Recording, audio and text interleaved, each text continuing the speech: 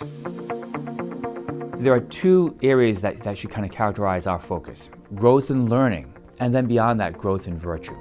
When I think about Delone, I think of loyalty, faithfulness, and enthusiasm. But one of the terms that you hear when you spend any time here at Delone Catholic is squire or squirehood. And this idea of a squire is very important to us. It helps to inform our identity. A squire, of course, is an understudy to a knight.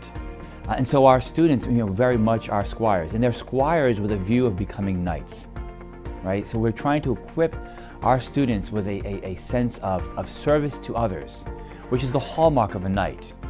This place is special because the students are invested. We don't have a large population, but we're able to be very active with our sports, with our productions, because the students embrace the opportunity to be involved and create their own community here within the building.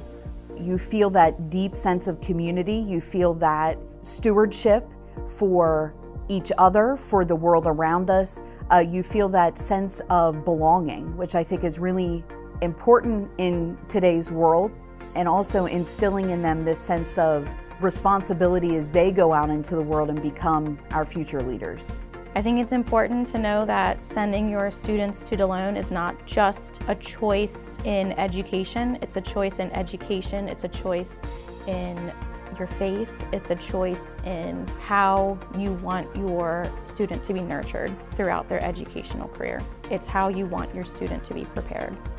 It's a community that welcomes all sorts of different people and really comes to know who you are.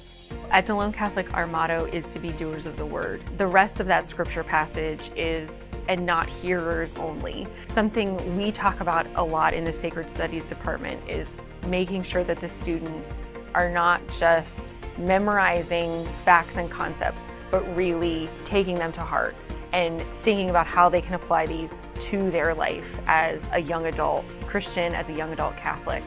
I think you don't really understand the gifts of this community until you're really immersed in it. There's nothing like Delone on a Friday night.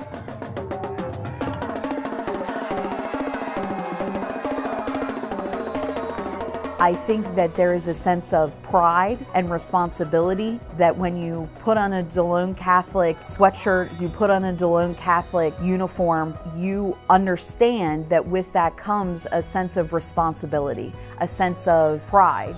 If you are feeling that nudge, you're probably on the right track to just send them, to try Delone. My parents told me that I could go to any school I wanted, and I chose Delone because I knew it would be a good fit for me and my education. I'm proud to say I go to Delone Catholic. I'm absolutely proud to be an alumni. And that being said, I'm proud that my kids are going to be alumni someday.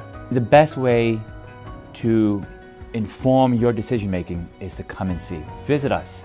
Every day is open house. We welcome you to come by and to learn more about us. Once you're a squire, you're always a squire.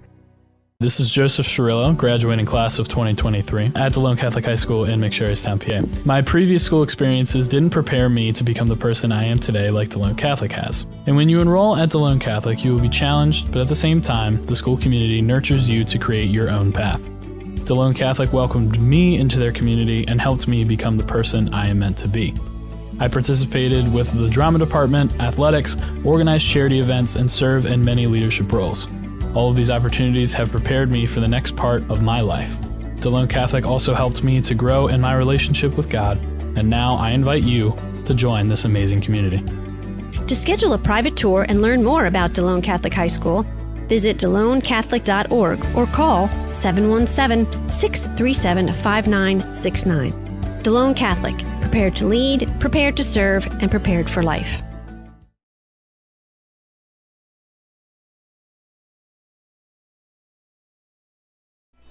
Good evening, everyone. Welcome to the Shepherd Myers Field here at Hanover, PA. I want to give a thank you to the Hanover High School for letting us use their spectacular stadium for tonight's event. I'm Danny Smith. I'm here tonight with you with Mike Knoll and Tony Weaver. They'll be bringing you the action.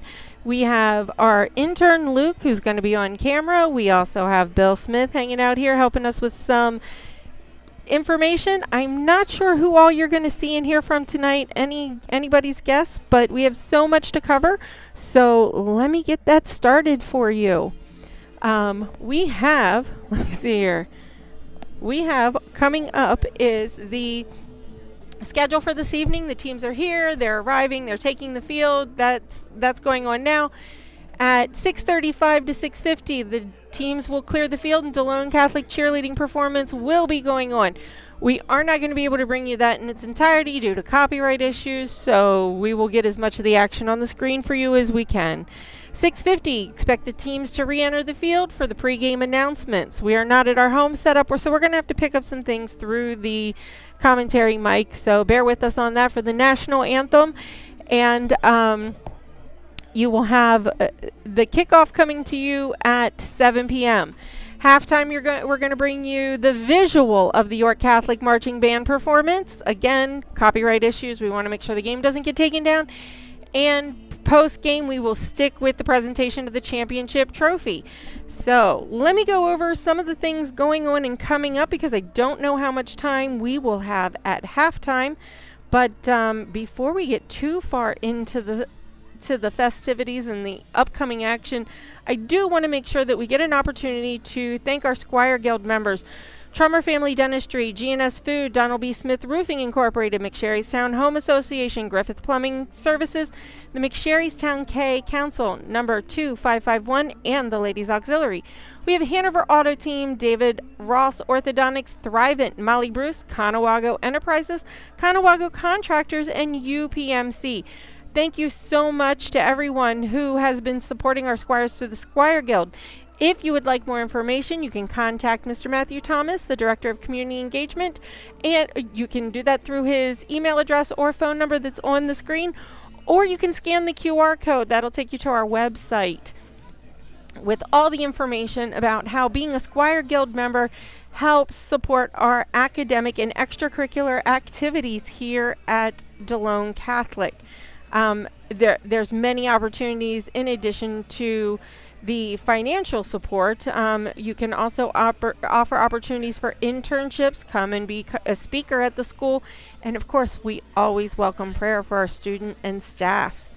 With that being said, again, there are so many people who are involved in bringing these games and these events to you, not just our Squire Guild members, but our coaching staff, our family, the officials, the volunteers who make sure that everything is taken care of, whether we're home or away, our announcing team and our camera individuals. So really, things here at Delone are such a community-oriented event that it's wonderful. So throughout the night, you're going to see me put up some graphics in recognition of our Squire Guild members.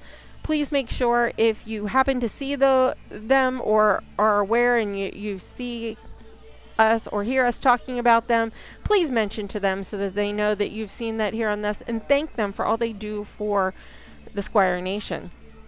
We do want to let you know that we do not have a finalized upcoming live stream schedule as of yet, but we are working on doing that now. We're trying to schedule out 5 of the girls basketball, 5 of the boys basketball, and 3 or 4 of the wrestling for this upcoming season.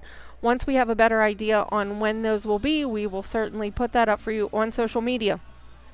Check out social media. Everything we talk about on here, you are going to find either on the website or the MyDCHS app, which is really a big help. I know I use it all the time, even though I am not a parent and don't have students here any longer.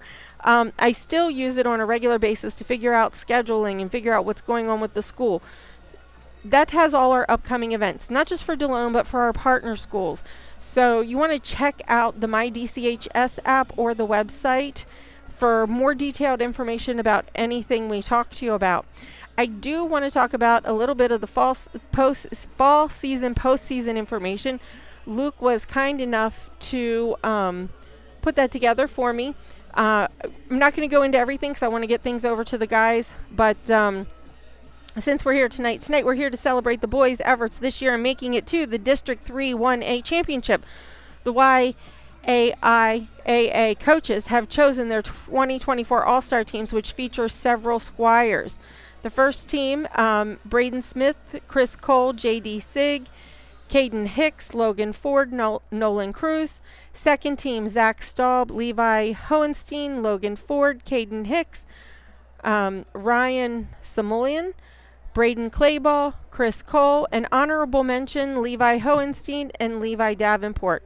We are so proud of their efforts and the efforts made by everyone on the team. We would like to give a huge shout out to the coaching staff, Corey Zortman, and assisted by Colby Zortman, Brian Arntz, Curtis Chronister, Andy Kale, Mark Leonard, David Staub, and Barry Zortman, and to our seniors, Nathaniel Smith, Caden Hicks, Christopher Cole, Logan Ford, Zachary Staub, Levi Hohenstein, Braden Smith, Jaden Jacoby, Braden Clayball, Nolan Cruz, Levi Davenport, J.D. Sigg. Way to go, Squires. We also would like to thank our band and cheerleaders members for entertaining us during our Friday nights. Shout out to Carrie Mummert, the head cheerleader coach, our seniors Olivia Blake, Kathlins,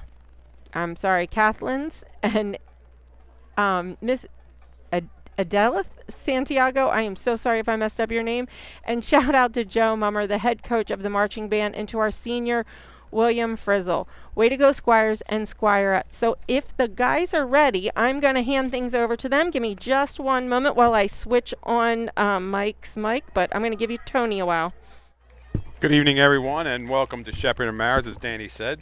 We're here in this artificial turf field here in Hanover. We're a little higher than we are at Delone.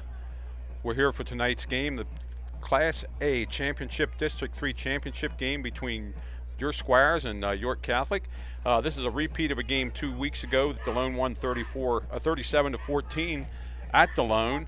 Delone sits at 8-2 overall. York Catholic is 4-6. There was only 3 teams in Class A this year. Mike and Fairfield had to drop out, so that made this championship game pretty. Back in September, you knew who was going to play. Now, York Catholic is led by quarterback number 11, Evan Kipple, number 6, Melhorn, the back, Troy Winooski, the receiver, and Getchen Aristad. That's what we're going to call him here tonight. We talked to him before the game trying to get his name right. But, Mike, it's been a banner year here for the YAIA getting into the playoffs. It sure has. Got a little beat up last weekend in the first round. But what a night for football here. We got dry weather, we have a cool breeze, and we have a great facility to play on. Yeah, getting back to the Southwest Susquehannock, Littlestown, and Biggerville lost last week. But that was only 4 of the 12. 8 of them play tonight. York Catholic and Delone, so somebody's going to move on here. Eastern plays West York. Somebody's going to move on there. The Berms at home playing Berks Catholic. Central York, New Oxford, and Dallastown are also playing. So we'll keep an eye on those scores. The big game, I guess, is up in New Oxford, where New Oxford plays Exeter Township. Exeter Township comes in with 10-1 and a Division I recruit at one of their tailback positions. So we'll try to watch that game for you. But getting back to this game, talking to Corey Zortman before the game, a lot of coaches a little, not frightened, but they don't really want to play the same team twice in a season. It's very unusual for that to happen, especially within 2 weeks of each other. I mean, we were always taught, I'm sure you were too, back when you played, you get one shot at this, you get one crack at a team. Well, now with district playoffs and everything, sort of like Eastern and West York, they played just a couple weeks ago. West York won 20-18. Now, wham, right back tonight. They're down at West York again. They got to play again. Well, it's difficult to beat the same team twice in the same year. I mean, they get a look at you. They see what they did against you, and what worked, what didn't work. What worked, what didn't work. This game's up for grabs as far as I'm concerned. And I mean, 2 weeks ago, that was 2 weeks ago. Yeah, and it was 37-14. And what we got out of that game, when George was here, we got to say hello to George. George couldn't be here tonight, but he's thinking about us here. What me and George saw in that game was Delone offense really clicked.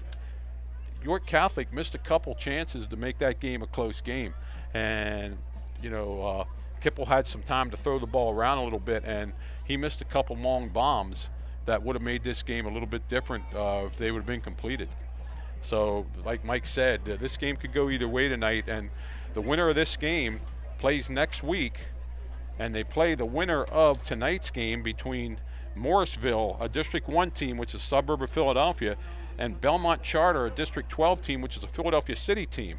So whoever wins that game, they would play the winner of this Delone York Catholic game, and my guess it would be somewhere Lancaster, down in that way, east of Lancaster somewhere, where they'd match up.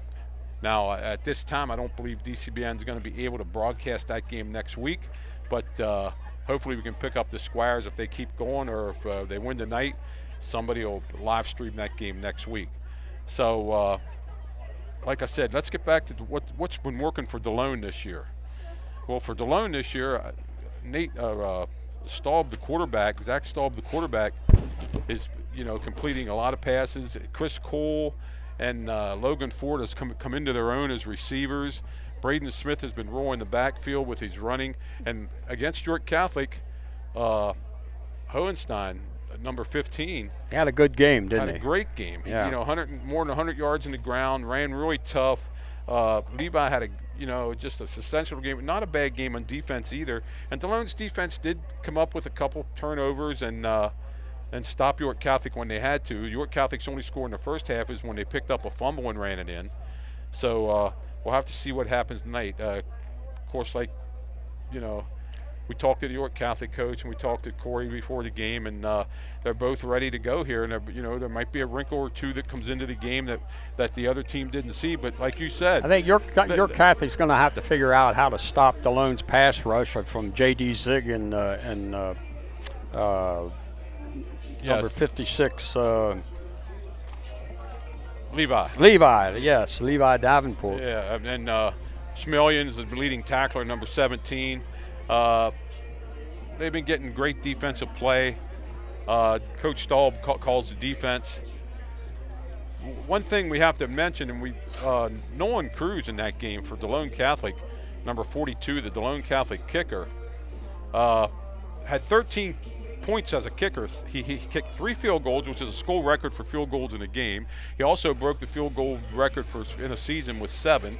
He had 3 field goals, 4 extra points, 13 points in a game is a high. It broke the record for Delone's kickers in a single game. Plus, he put 4 kicks into the end zone, which means no return.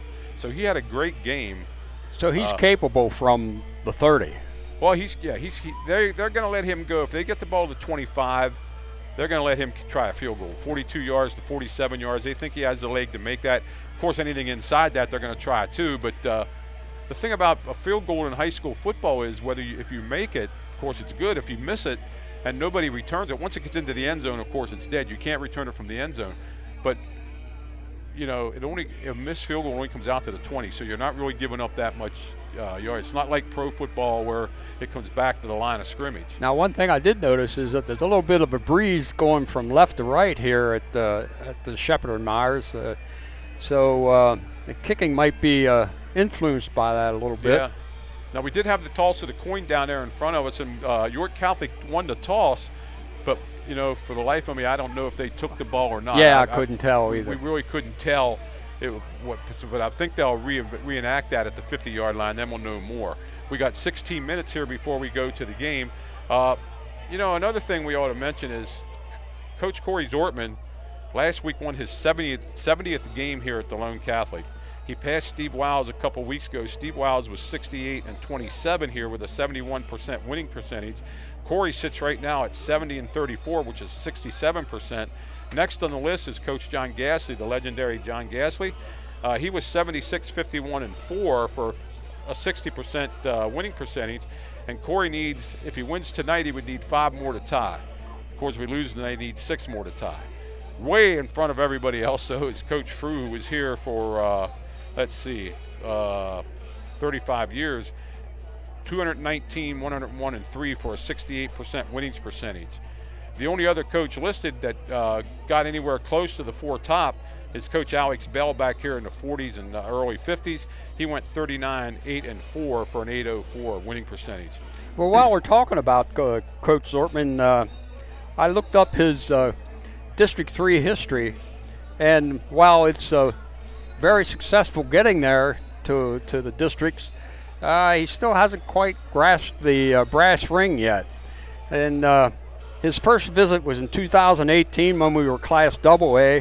And we beat Upper Dauphin 48-23 in the semifinals at JT Flaherty Field, and then we lost the final to York Catholic. Which was a great game. We had that on DCBN. In overtime. 28-21, yeah, it was a great game.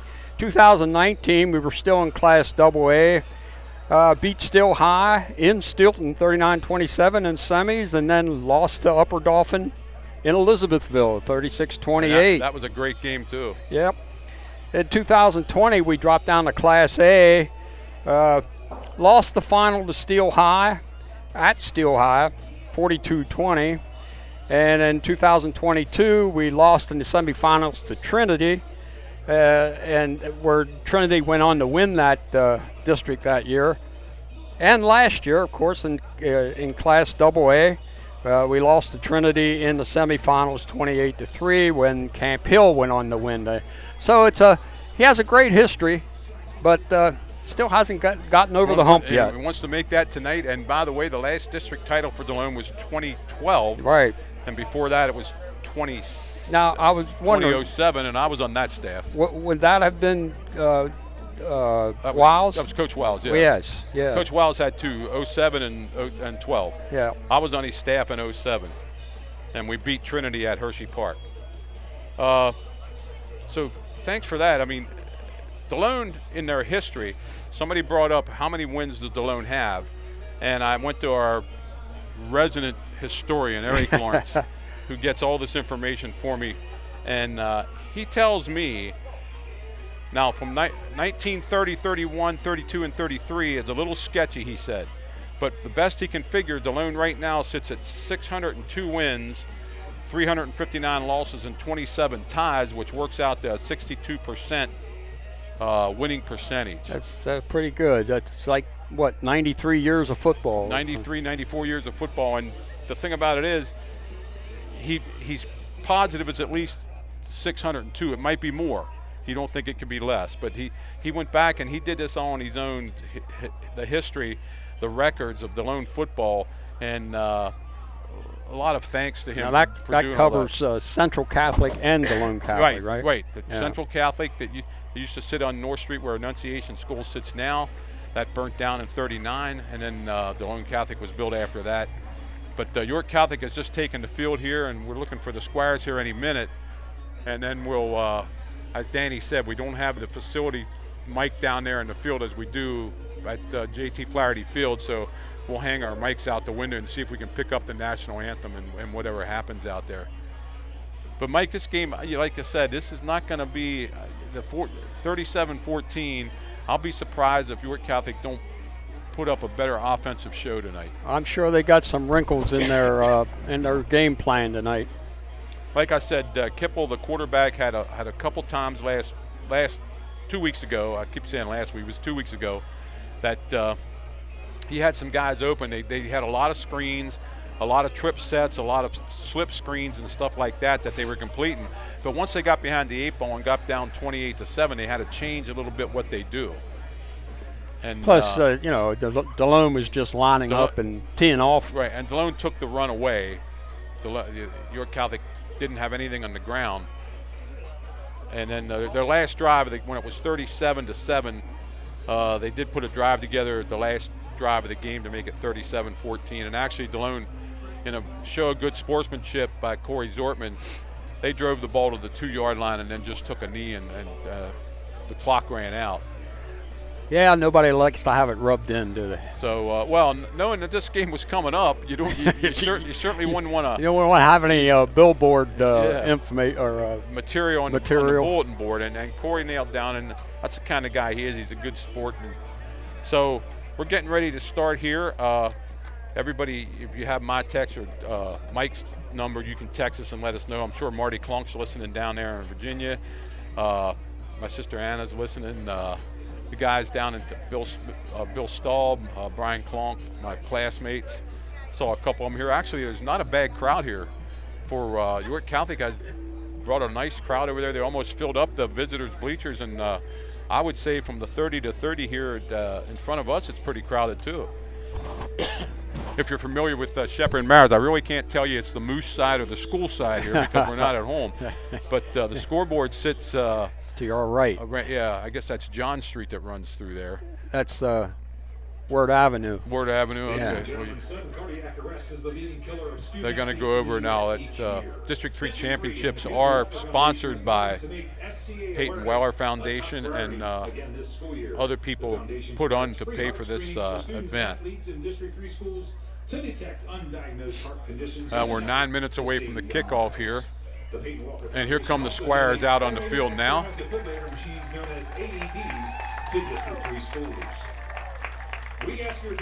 Squires are in their black, gold trim, and white trim. The Irish are with their gold helmets down. Both teams have gold helmets. They're all in Catholic's white. in their white with their green and gold trim.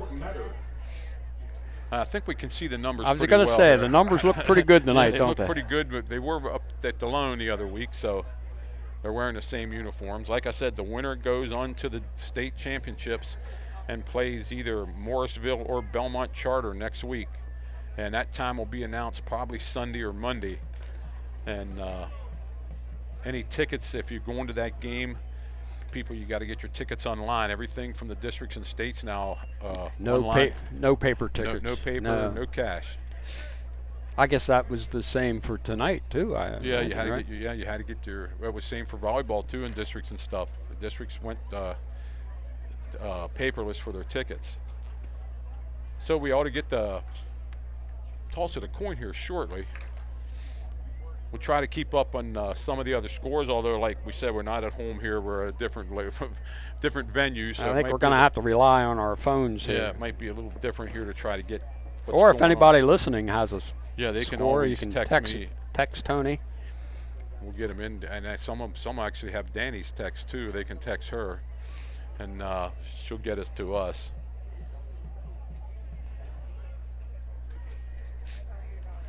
This is a nice facility here, isn't it? It is. It is a very nice facility.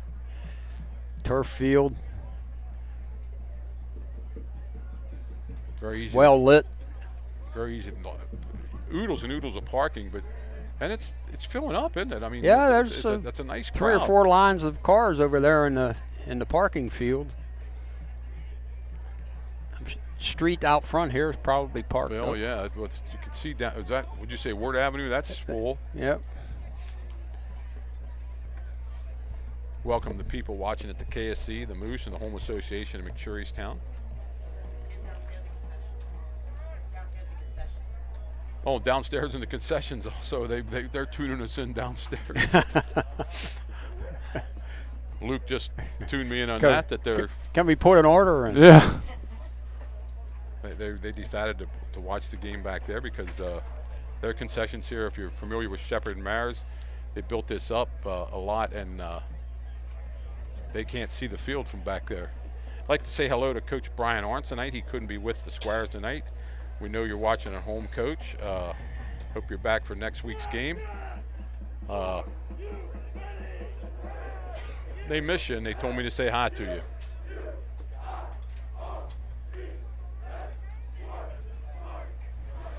It is a York County officiating crew tonight, since it's 2 York County League teams playing. Usually in a district game, if you get people from other leagues, you get a reffing crew that's not in either league, but since the 2 teams are from York County, the York County refs will have this game. I guess the same is going to happen at West York tonight for the Eastern game also. Delone's coming to the sideline. York Catholic's going to run through a banner over there and go to their sideline. Yeah. They're going to do that running off the field. Yeah. Usually you do it coming on the field, don't you? Yeah.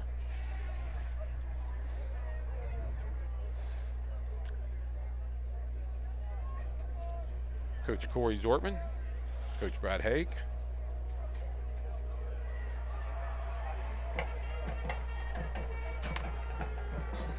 And it's a nice crowd. I keep saying that because I wasn't expecting this big of a crowd here. Well, it filled in. Yeah, it did. I like from the 30 to 30 here, but the bleachers on the other side, the visiting bleachers. They brought a nice crowd up there. Yeah, they're pretty full over there. Looks like we have a pretty decent student section down there tonight, I believe. I guess that's our student section. Yeah. Captain's going to go out, J.D. Zig. Some folks with purple hair. Good evening, ladies and gentlemen, and welcome to Shepherd and Myers Stadium, the home field of the Hanover Nighthawks. Going to try to let Tonight, you hear Shepherd the... and Myers Stadium welcomes the Delone Squires, represented as the home team, and the York Catholic Irish, represented as the guest in the PIAA District 3 1A Championship game. I got him. Hanover High School and PIAA promotes the highest ideals of good sportsmanship, actions, or language meant to demean students. Teams, spectators, and officials are not in the highest ideals of interscholastic athletic education without tolerated. Today's contest reject mutual respect. We request your cooperation in supporting today's contestants and the contest officials in a positive manner. Offensive and unsportsmanlike language. I think we're going to go to the national anthem here. At least that's what the players are showing and the refs are showing. Please respect our student athletes, coaches, contest officials. They're not going to do the toss? With your cooperation. Probably after the anthem, yes. Game environment. Sirens, whistles, artificial noise makers, laser lights, drones, moving banners, and handheld signs are not permitted in the stadium. Spectators are prohibited from removing their shirts and or using body paint while in attendance at district and inter-district contests. For the safety of participants and spectators alike, at no time before, during, or after the contest are spectators permitted to enter the competition area. Thank you for your cooperation. Delone Catholic is coached by Corey Zortman, and York Catholic is coached by Brad Hayek. Tonight's officials are Tim Stahl, Jason Malone, Doug Kotfalis, Tim Sturgeon, Brian Horner, Tim Kuhn, and Rick DeLalter.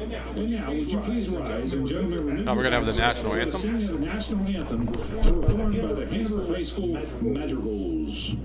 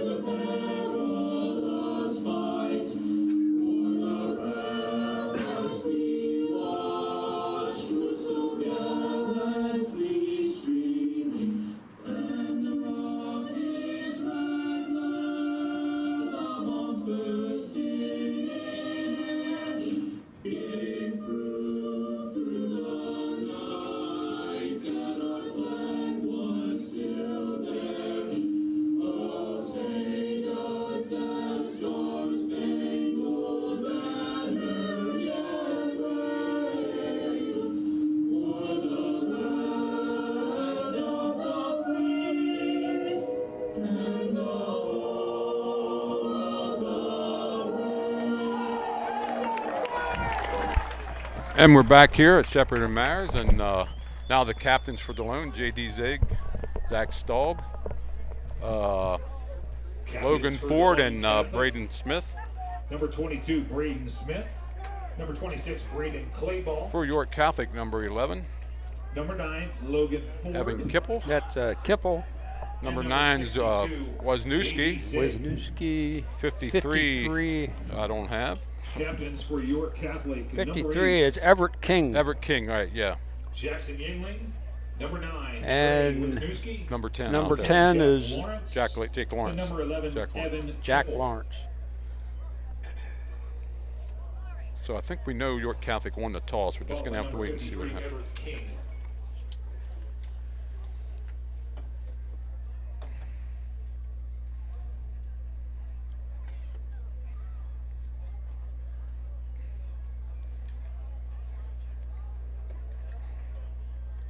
York Catholic won the toss, and they have deferred. Delone's going to get the ball. Delone's going to be at the what do we got here? East and west. Help me out here. You lived here. Well, this would be north, and this would be south. Okay, so Delone's going to defend the north goal.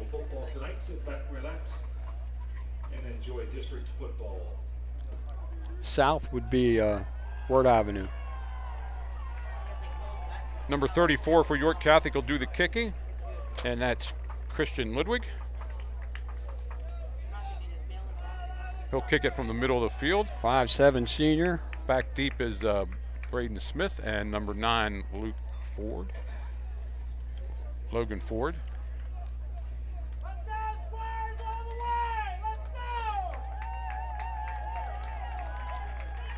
Number 34, Christian Ludwig, set to kick for the Irish. Puts it right in the middle of the field at the 40. Now, last week, I know you weren't at the game 2 weeks ago. Nolan Cruz started kicking from the middle of the field too, instead of doing from the hash. So Ludwig, see what happens here. Well, if he kicks like in warm-ups, he should get it to about the 20. Shorter kick's going to hit the ground, pop up. Oh, Delone reverses there we it. go. It's to Smith. Smith's at the 30. He's at the 40, 45, 50. Breaks into the clear at the 40. Down at the 36-yard line. 1st and 10 for Delone as they reverse the kickoff. There it was. We had an inkling that might happen. 36-yard line. Squires will take over there. 1st and 10 for the Squires. 1st and 10, Delone right at the 36-yard line.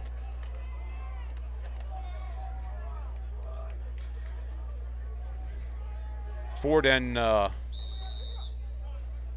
2 backs. Yeah, 2 backs in the backfield. Give to Smith. Smith got to about the Good 33. Stop. Number 20.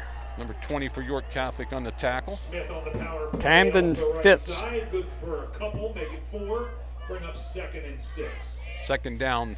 Yeah, they're going to give him 4 on that. They moved it to the 32. 2nd and 6. Number 20 Fitz on the stop for the Irish. 2nd and 6 Squires. Ford and Cole go out to the left this time. Actually, we got trips to the left if you count the wing. Now they're going to move the tight end and the wing to this side. Smith comes to the other side. Motion across. Counter to Levi Hohenstein. He's got the 1st down inside the 30, inside the 25 to about the 23. And we saw a lot of that last week and 2 weeks ago. We'll move the chains 1st and 10. Ball be at the 23-yard line. 23-yard line. Wisniewski on the Play stop ball for takes the play in. 1st and 10 Squires. Clock running. At least the ref wants the clock to run. Yeah, now it's running. Stahl brings them up to the line of scrimmage. They're in a tight formation this time. Clay ball on the wing. Smith going to get to the 20, and that's going to be about all. Smith Give on him the 3 carry yards off on the that. Right side for the Squires. Make it about 3 yards. Be 2nd and 7. He was drugged down from behind by Jonathan Tavares. 2nd and 7. He's a 6-foot junior. Squires have it 2nd down and 7 on the 20-yard line. Ford and Cole both out to the left. Hohenstein winged over here. Back to throw. Staub has a man out in the open in the end zone. Oh, we got a flag down. We might have an illegal lineman downfield, I think, for Delone. Caden Hicks got deep and got the touchdown, but I'm not sure it's going to come back here. There's a flag. Was that Ford or Hicks? That was Hicks, caught the ball, the tight end. Flag will come back to the 20-yard line, and they're going to mark it off from there. And we'll get illegal man. The illegal man downfield. For the Squires. And if I saw it up here, somebody saw it down there. He was 7-8 yards downfield, the lineman there. So Delone's touchdown comes off the board, and they got it at the 25-yard line, 2nd down and 12.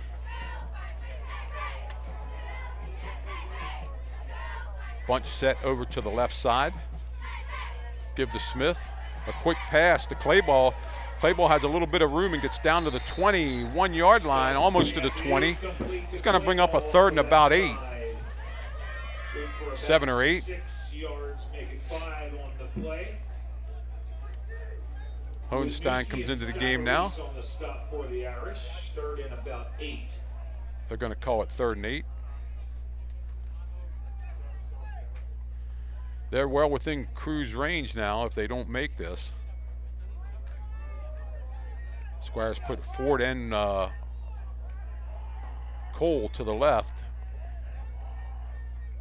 Smith back in motion. Shovel pass to Hohenstein. That was a little bit of a new play, and Hohenstein got to about the 18-yard line, but it's not going to be enough, and they're going to run Cruz into the game here. Here he comes. Cruz is coming out. Will bring up 4th down. A little bit of a shovel pass, and it picked up decent yards, but Irish on the stop, bring up 4th and 5 for the Squires. I think York Catholic seen this act before. It's going to be a 35-yard attempt from the left hash.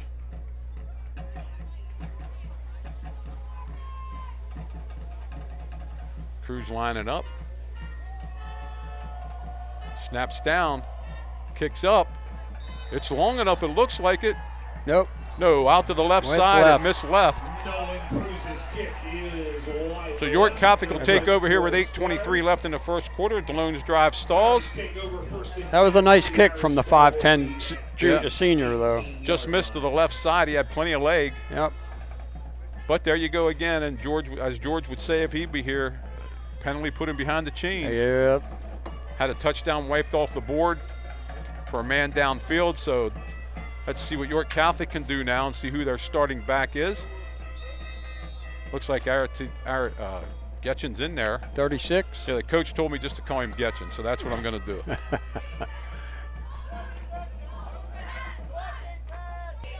Kipple back there. 2 wide outs. Motion across.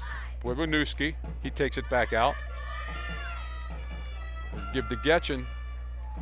He's a runner. He gets about 3 before he's knocked down.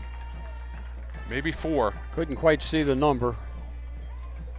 Horace still on the carry for the Irish off the right side. Good for 2 yards. Making 2nd and 8 for the Irish. Oh, they're only going to give him 2. I thought he had more than that, but we'll call it 2. For the Squires. 2nd and 8 Irish. I think that was Parker Hohenstein made the stop there. Wow. Everybody out. Well, they're really wide. Back to throw. He throws a quick screen. He breaks a tackle.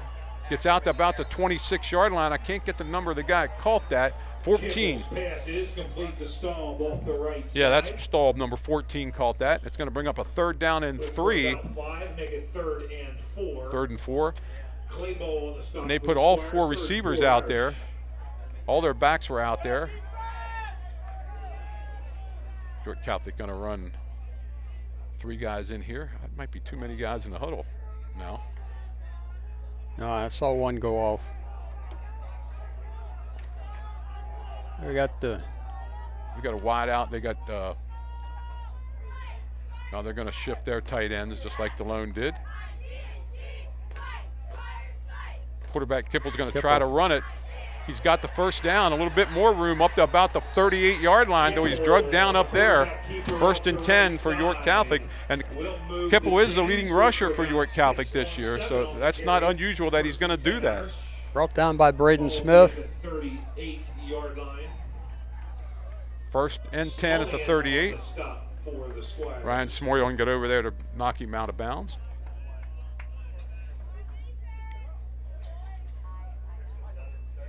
Getchin back there again with Kipple in the backfield. Trips to the right. Single receiver over here to the left. Watch this guy. Now here comes tight end and wing over this way. Motion across. We got a jet sweep. And nice tackle there at the 38-yard line, right at the line of scrimmage. Looks like Staub made that. Nate Smith made the tackle. No gain. No gain on the play. Brings up 2nd and 10. Hohenstein on the stop for the Squires. Nate Smith coming up from his linebacker position to make a nice stop. 6 minutes left here in the first quarter, no score. Delone had one wiped off the board with a penalty. Slot out to the right. 2 backs back with Kipple this time. Single receiver over here to the left. Little bit of motion in. Kipple back to throw. He's under a little bit of pressure. He's hit and dropped. That was number 6, Caden Hicks on a blitz. Off his left defensive end, right defensive end position, got to Kipple before he could get that ball away. That was like a nice edge rush. Ball be at the 32-yard line for the Irish. 3rd down and 16 yards to go. Ball at the 32. Kipple's blind side too. He Yeah, never, he's never lucky saw him coming. Lucky he held onto the ball. Yeah. Because you're right, he didn't see him coming. And we're up here in blimp territory where, you know, we saw it coming the whole way. Pistol formation, back to throws. Kipple, he's under a little bit of pressure again. He gets away this time. Got the edge over here. He's up to the 38. Knocked out of bounds at the 40. Not quite enough. Not going to be enough. It's going to be 4th down and 8 at the 40-yard line. 8 yards on the carry.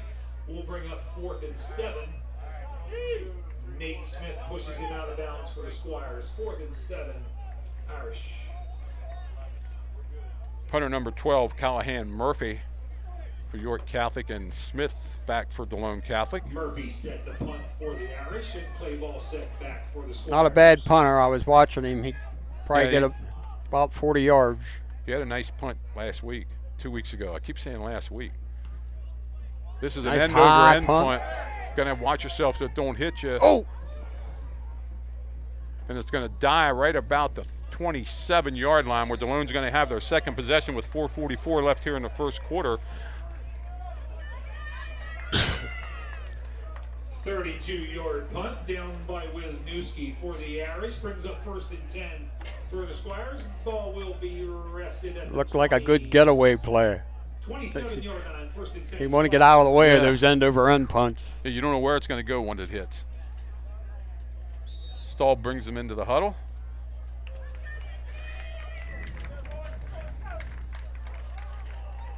Slot right this time, actually trips right.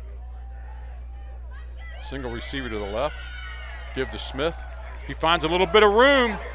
He's into the clear at the 50. Drugged down here at about the 40. Let's see where they mark him.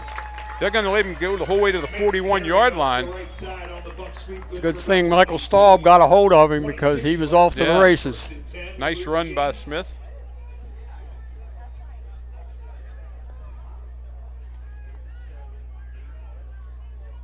"31-yard run by Smith that time. Has Delone in York Catholic territory again. Clock running, 4:20 left. Hohenstein in motion. Give to Levi, and he's going to get maybe a yard to the 40, and that's about all. Levi Hohenstein on Initial contact by Evan Kipple. Good for about 1, make it 2nd and 9. Yeah, it just looks slow developing there when they started out. And 2nd and 9 Squires. Levi ran into a York Catholic guy right away. Staub gets the call from Coach Zortman into the huddle.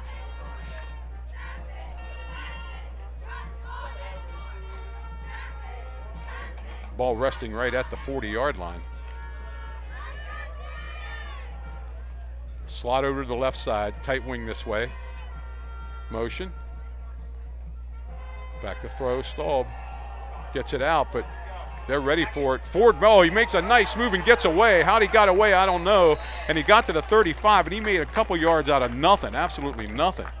Staub's pass is complete to Ford here on the right side. Good for about maybe 6 or 7 yards. Make it 3rd and about the long 3. Anything he got from that was a positive, because he was in the backfield when he caught that ball, and I thought that's where he was going to stay.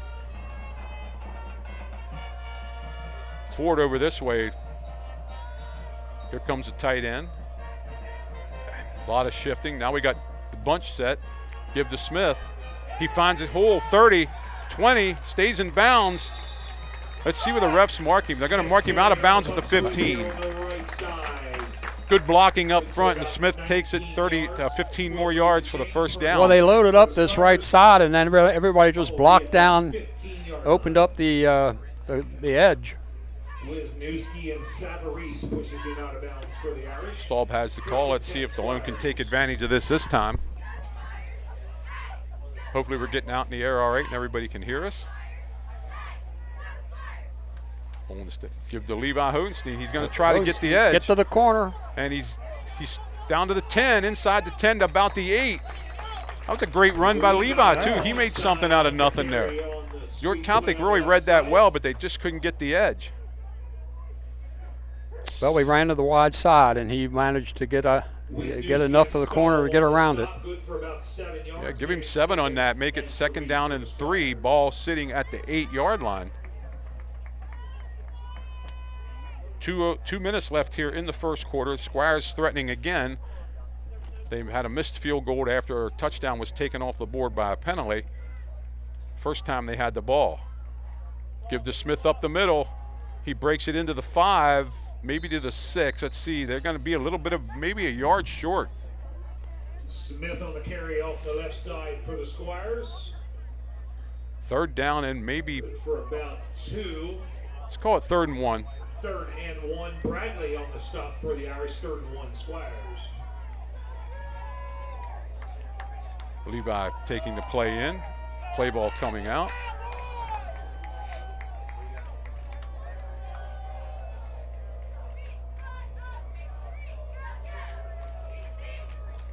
Seven refs being used here tonight.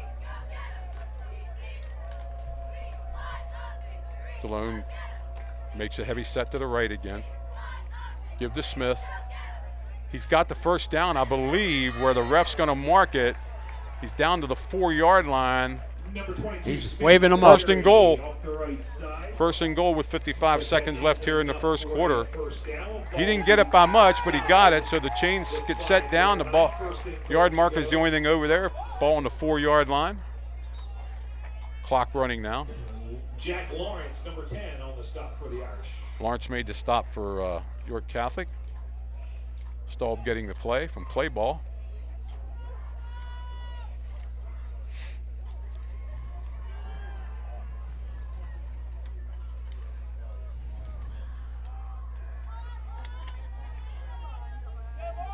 Tight wing set. Clay ball in motion. Give the Clay ball up the gut. Very close. Gotta be close. He fumbled the ball down there, but they're calling it down on the 1-yard line. Thought the ball got loose there, but they got the. It's probably going to be the end of the first quarter. 2nd and goal to go. Tavares on the stop for the Irish. That's going to be the end of the first quarter here with the score. York Catholic nothing, Delone Catholic nothing. Delone has it on the 1-yard line. Delone Catholic Squires 0 and York Catholic Irish 0. Do you have anything from anything else? West York 2, Eastern York nothing. No score anywhere else. They got Bermudian and Berks Catholic tied at 7-7. The PA announcer just said. So the Squires have to get in here. They left one out there the last time.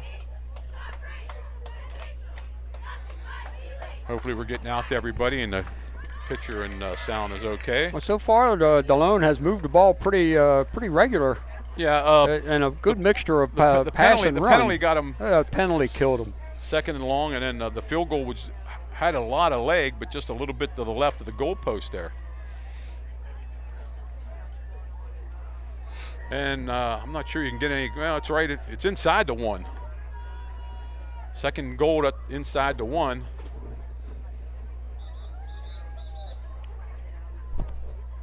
So a scoreless first quarter. We'll start the second quarter here.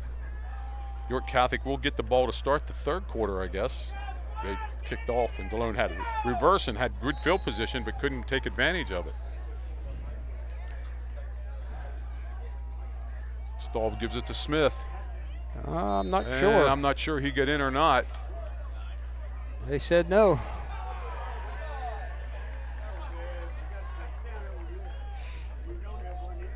And the ball can't get much closer than that to the goal line.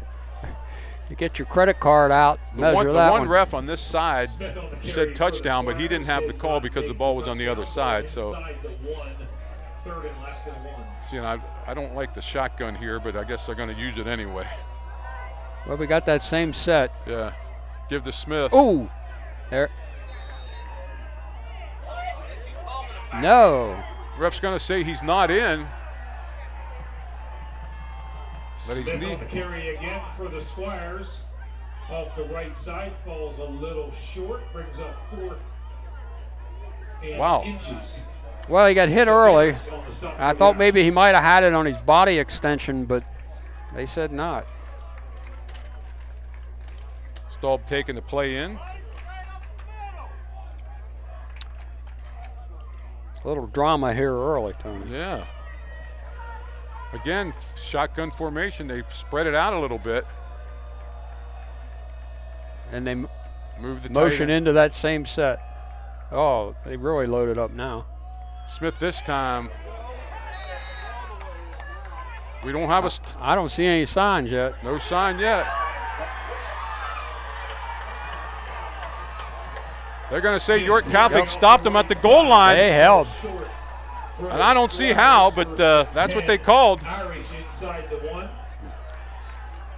Lawrence on the stop for the Irish. Smith is adamant that he get in, but they're not going to change their call.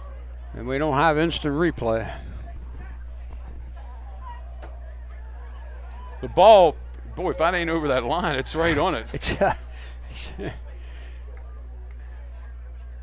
So far it's a very different game from 2 weeks ago. Second drive, don't get them in. The Delone coaches are not very happy about the call, and Smith is very adamant that he get in at least twice there. But well, now they need to keep them down here. Don't lose the field position. Quarterback sneak pushes them out to about the 2-yard line. Going to come up 2nd and 8. Kimmel on the push, I guess you would say, for the Irish. Good for maybe 2. I'll tell you what. 2nd and 8.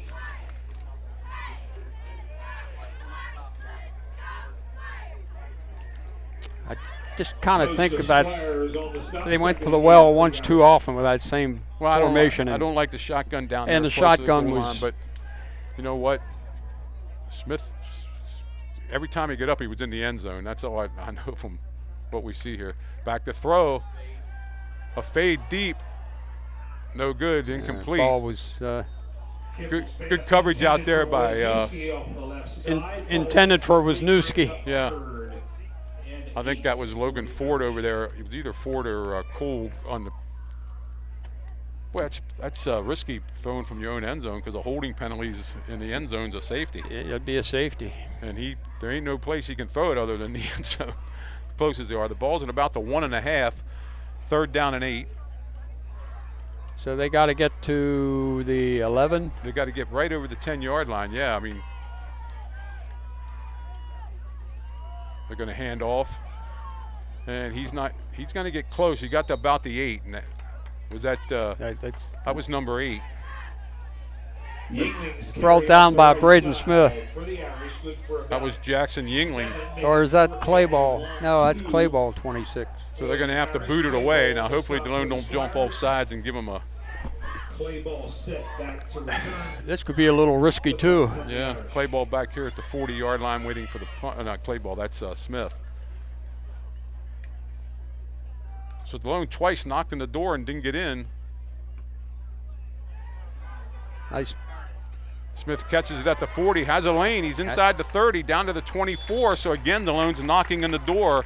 8:55 left here. Clayball on the return for the Squires. Oh, that was Clayball? Yards, brings up 1st and 10.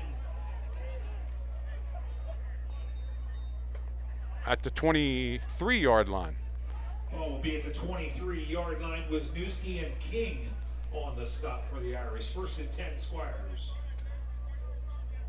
Ford and Cole go out to the right. Hohenstein over here to the left as a wing.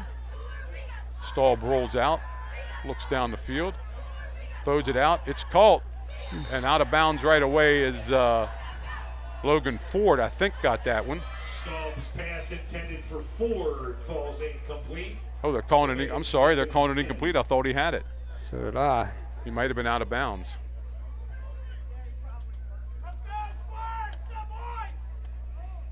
Kind of a risky pass. That the safety was coming up quick, and it was a low pass.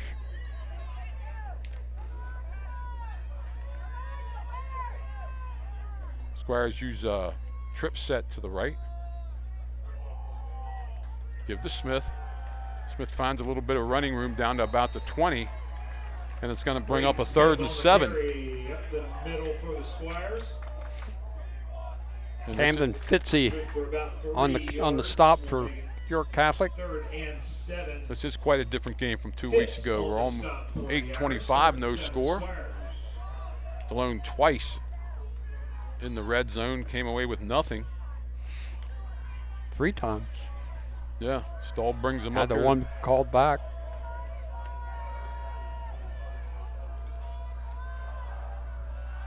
Quick pass out to Ford. He's going to come around this way, and he has a little bit of a room. Oh. He gets down to the 15, inside the 13. That's going to be close where they mark it. I thought they could have had a block in the back there, Tony, on this corner. Yeah, they marked it at the 13. It's going to be a first down for Delone. Ford made that all by himself. First and 10, Squires. Ball will be at the 12. Ball at the 12-yard line. He made it by a yard. Wisniewski on the stop for the Irish.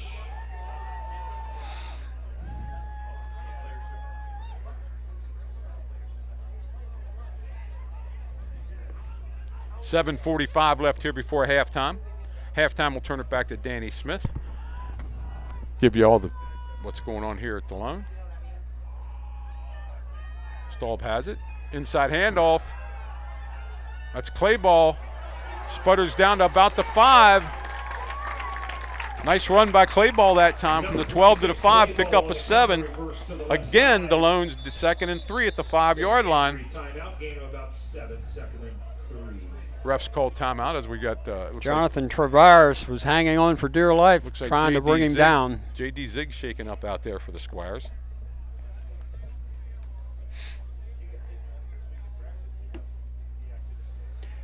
J.D.'s up under his own power and ready to go.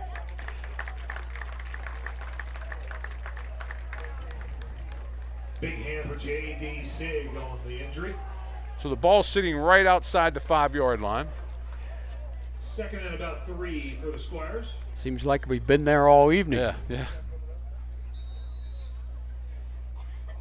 Time of possession, yardage, everything's in Delone's favor except the score. See if Delone can take advantage of this now.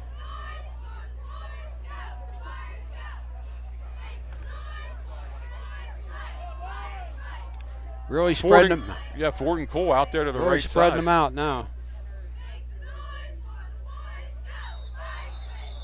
Flag. It looks like we had movement Somebody in the move. line.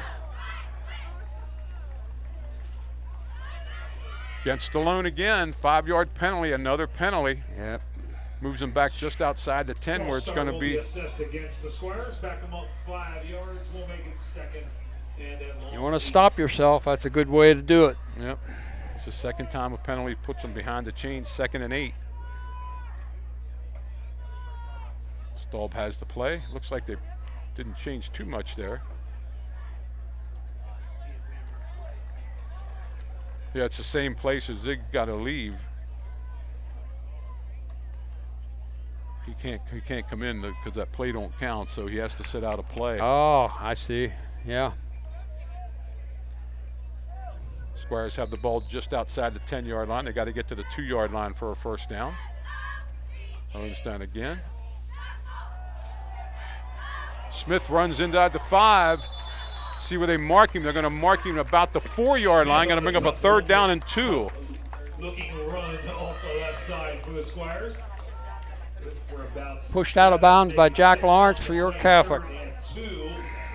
Sterling on the stop for the Irish. 3rd and 2 Squires. 3rd and 2. This is getting monotonous here.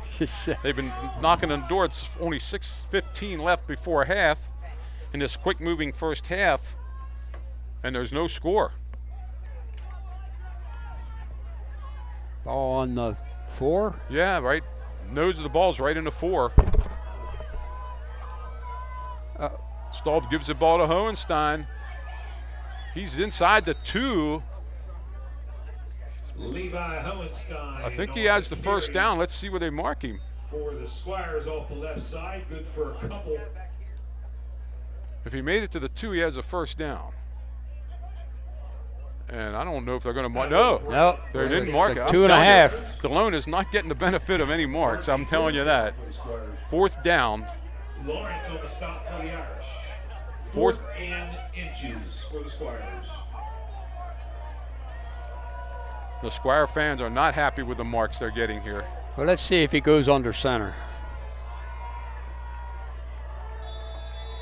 Timeout, Delone. They're going to think about this play first.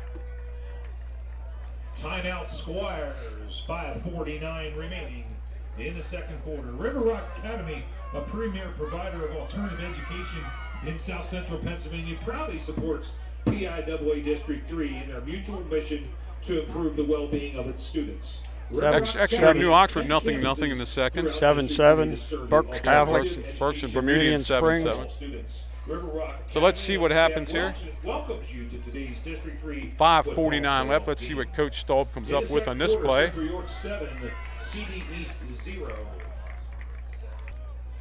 Central York's up 7-0. Oh, New Oxford went ahead 7-0. There we go. Just got that from the PA announcer. Thank you, sir. And here comes Delone. Tony, I'd like to see Delone maybe go to the wide side, use their speed. Holtenstein, he has the first down. Yeah, that's got to be a first down. I'm not sure he don't have the touchdown. They're not going to give him the touchdown, but he got the first. Yeah, first down. We're moving the chain.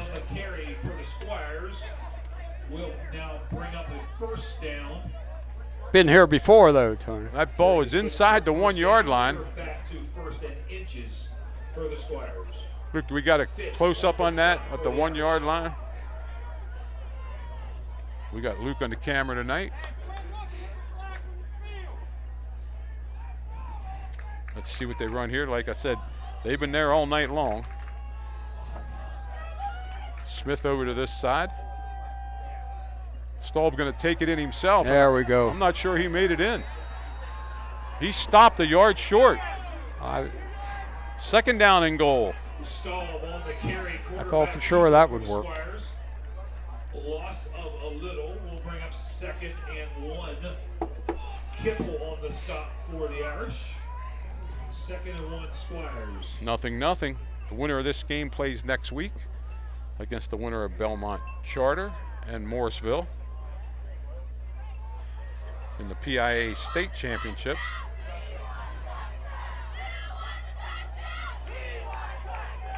York Catholic filling all the gaps. Staub rolls out. Throws across the middle. Did he catch it? Yeah, he did. Somebody got it. Caden Hicks, looks like. Yep. Staub's pass is complete to Caden Hicks for the Squires. 4:26. Hicks catches a 1 yard pass from Staub.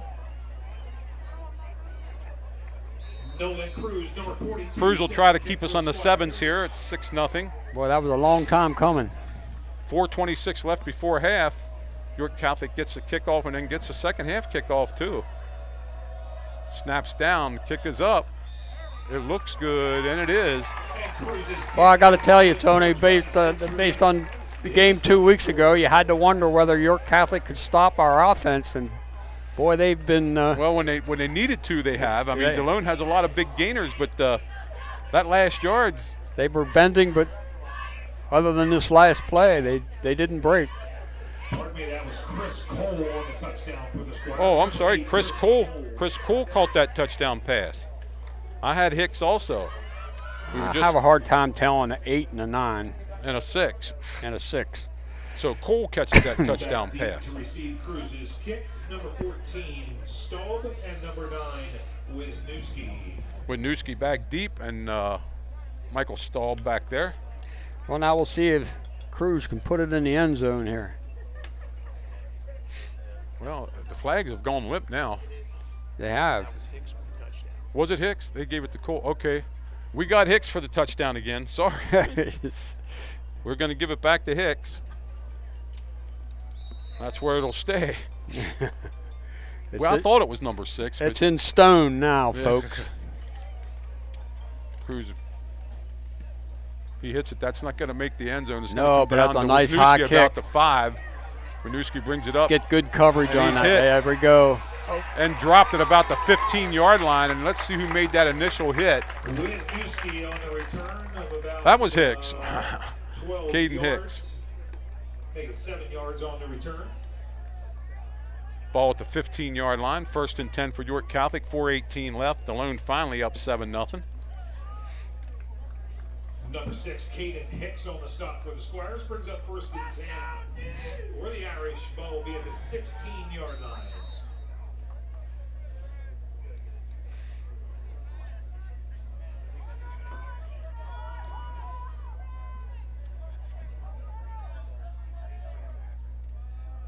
Kipple back in pistol formation. Back there with number 6, and that's Melhorn. Back to throw. Melhorn has it. He has a little bit of room out there, but he's only going to make about 3 yards on it. Delone closed down right away. On the carry for the Irish off the left side. Good for about 3, make it 2nd and 7 for the Irish. Tripped up by Parker. Parker Hohenstein brought the ball carrier down. 5'7", sophomore. He's had a great year on his defensive side of the ball. York Catholic 2nd and 7, ball on the right. Yeah, I'm coming on to 19. 2 backs back there with Kipple this time. A little bit of motion. Kipple back to throw. Over the middle. Ball tipped up in the air. Nice try by Logan Ford. When he had nice defense. York Catholic that time, Mike, went 2 backs in the backfield for more protection, so he had time to throw that ball. It's going to bring up a third down now. Logan kept pace with the receiver and he actually made a jump. He actually had thoughts of picking that one off, not just knocking it. Yep. Trips over this way. Single receiver back to the other side. 1 back there with Kipple. Back to throw. He's under a little bit of time. Got it. Downfield. Look at that. Caught, but we got a flag back here. But the ball's called at the 36-yard line. I thought I saw a flag go. I don't see one. York Catholic gets the ball at the 38-yard line, 1st and 10. First time in Delone territory. I swear I saw a flag go. Clock running. Trying to get the clock to run. There it goes. Kipple had time that time and threw a nice ball. That ball was 50 yards in the air.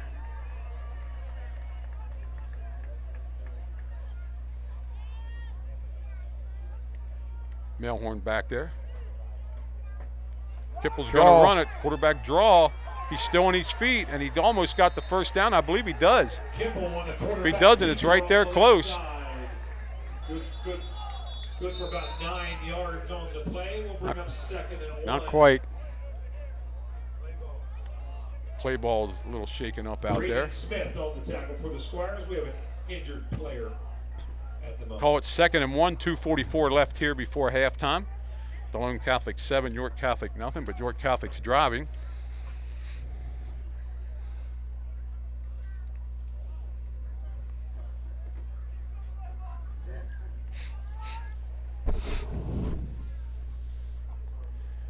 At halftime, we'll send it back over to you, Danny, and you can fill out what we're going to do here at halftime.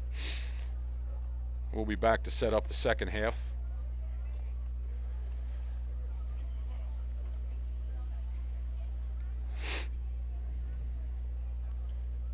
Tending to clay ball out there, and he's laying at about the 35. Ball's right at the 23-yard line. They need to get to the 22 for the 1st down.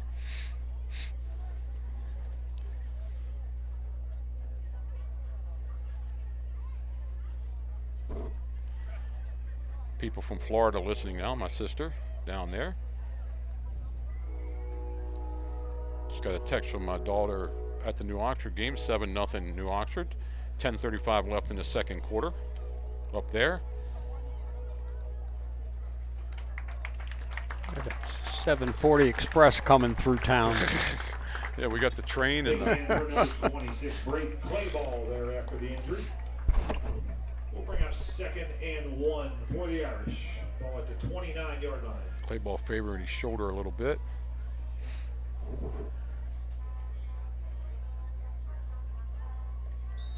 It's a little shorter than I thought it was.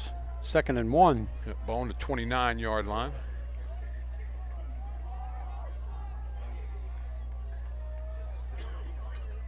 Will they take a shot here or just try to get the first down? Looks like they're going for the first down. Give up the middle. Good defense. Back to the 30-yard line. He's knocked back. That was Getchin. Nate Smith on the initial contact. I'll tell you what, these yards are hard to pick up. Yeah. These 2nd and 1s.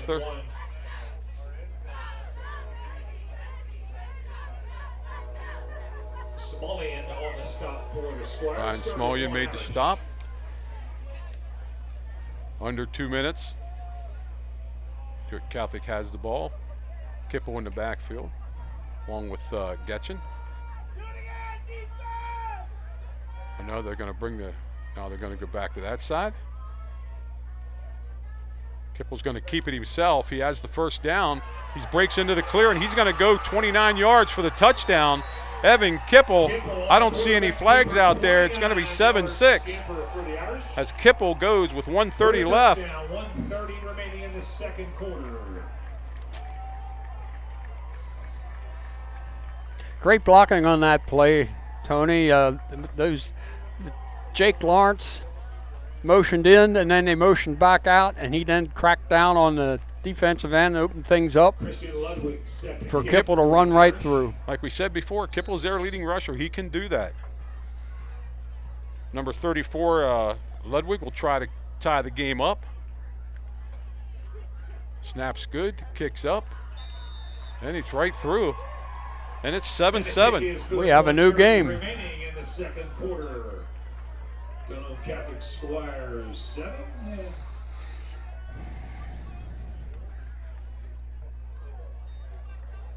And New York Catholic Irish 7, 1:30 remaining.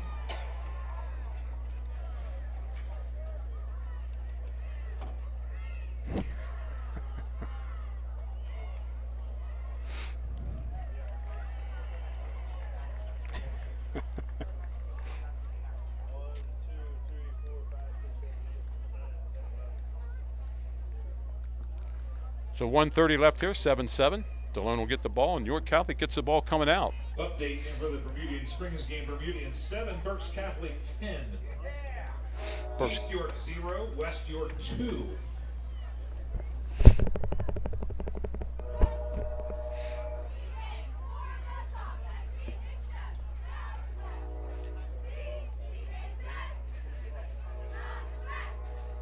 How about score?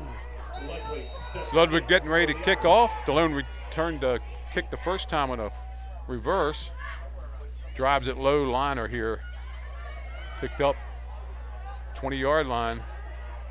Finds a little bit of room. That's Ford. He's up to the 35 before he's drugged down. Ford on the 25-yard return for the Squires. Ball up to the 35-yard line. Delone has 2 timeouts left.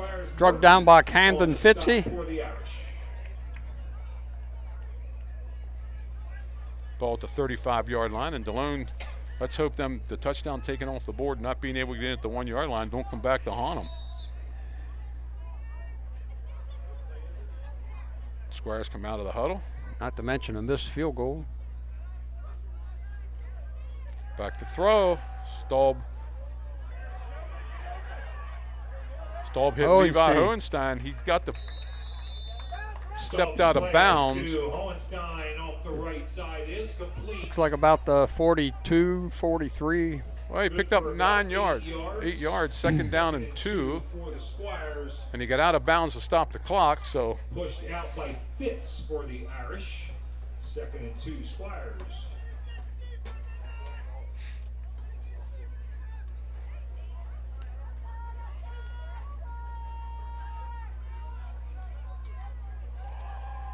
Squires have trips over this way. Staub throws a quick one out to Ford. Ford finds a little bit of room down to the 37-yard line, 38-yard line of York Catholic. The clock will stop while they move the chains. For about 22 yards on the play, inside 1 minute. We'll bring up Tackle made by Chris Sterling. And Delone 5'11" senior. Delone hasn't had too much trouble getting here. It's that last 5 yards that seemed to be. Another quick pass outside to Ford. He has the first got down. a He has slot. a little bit of room. Down inside the 15 to about the 13-yard line. We called timeout. And Coach, they got the timeout with 40 seconds left. So Delone has moved the ball 50 yards here, 51 yards actually, in That's 2 plays. That's a 3 good plays. timeout, Tony. That's two long plays, and they got 1 left. Yeah, good time for a timeout. Get things reorganized after 2 long plays. Timeout. Squire. Let's see where they marked that ball. I guess right at the 14 over there it sits. That's what it looks like. Again, we want to say hi to Coach Brian Arndt watching the game. Guys wanted me to say hi to you. They're thinking about you. Hope you can be back for the next one, if there is a next one.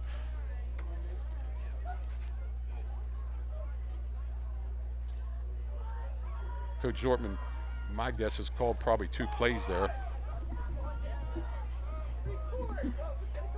Delone has moved the ball until they got down here, and then it's been tough sledding.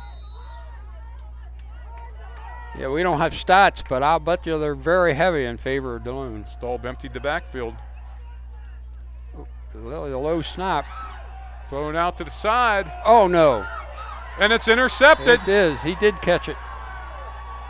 Number 14, Michael Staub. Ill-advised pass there. Staub stepped in front of the receiver and picked it off. You don't see that very often out of Staub. No. It was intended for Cole. Again, Delone's turned away in the red zone. That's 4 times in there, and all they came away with is 7 points. He just didn't see the defender step in front of him. Jumped the route, and that's where it's going to stop. Now, I don't know what York Catholic's going to do. They have 3 timeouts.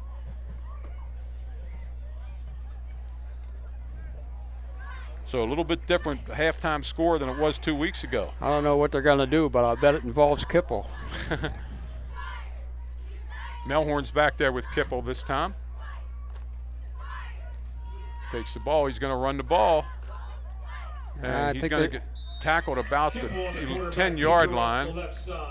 They got 3 timeouts left, but it doesn't look like they're going to call. They're going to run it out.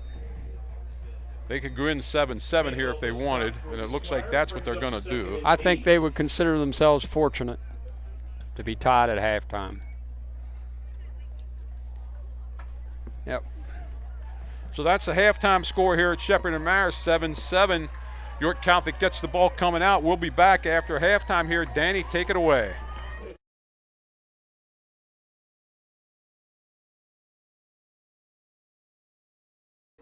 Wow, I don't know about you, but that was a heck of a first half. I don't think any of us would have guessed that we'd be pulling into halftime at a 7-7 tie. That was quite a first half of this game. So what I'm going to do is give you some updates. I have no idea if our AD, Reverend Rudolph, is going to be joining us or not. Bill, if you want to jump on the other headset, you're welcome to. I'm just going to go over the postseason information that Luke prepared for us. And kill a little time here and see if Mr. Rudolph is coming up. But first off, last Thursday, the girls played Trinity for the District 3 Girls 2A Volleyball Championship game and unfortunately came up short with a score of 3-1. The girls winning the second set. Even though they came up short, we are absolutely proud of their efforts this year. Megan Kiefer was selected by the Meredith Kiefer. Oh, Meredith. I'm sorry. I'm distracted easily. Shiny things. Meredith Kiefer was selected by the YAI coaches as the Division III Player of the Year. We're also proud of Megan Jacoby, Reese Meckley, Marley Rudolph, who were named to the first team of League All-Stars. We'd also like to give a huge shout out to the coaching staff, Nathaniel Staub, Allison Evans, Chad Mundorf, and our seniors, Camilla Zapata, Megan Jacoby, Meredith Kiefer, Sophie Vitale, and Marley Rudolph. Way to go, Squirettes. For our girls tennis at the PIAA 2A doubles tournament last Friday, Ashley Heacock and Bailey Stetter They unfortunately came up short in the first round to, I'm going to say, I have idea. to their opponents in Oakland Catholic. I apologize, ladies. You won. Congratulations for Oakland Catholic. I just do not want to butcher your names. But although they came up short, we are absolutely proud of their efforts this year. And we'd also like to give a huge shout out to the coaching staff, Denise Dunn, assisted by Beth Lee, and congratulate our seniors, Mary Elizabeth Berman and Michaelina Miller. Way to go, ladies. Our boys and girls cross country. Last Saturday, the PIAA meet, Ryan Young finished 90th with a time of 18:33. Evan Donnelly finished 172 with a time of 19:59. Congratulations on your efforts and the efforts made by everyone on the team. Also, Kaylee Brown, Evan Donnelly, and Ryan Young have been named to the 2024 All-Star team by the YAIAA cross-country coaches. Huge shout out to our coaching staff, RC Zinn, assisted by Christy Allen, Sean Coleman, Andrew P., and everybody calls him Mr. P, so just so you know, and Rex Walter. And our seniors need a congratulations: Paige McIntyre, Evan Donnelly, Noah Hall, Samuel Hall, Owen Ignatowski, Joseph McCall, and Ryan Young. So way to go to the Squires and the Squirettes. You can hand that off to Mr. Rudolph, and then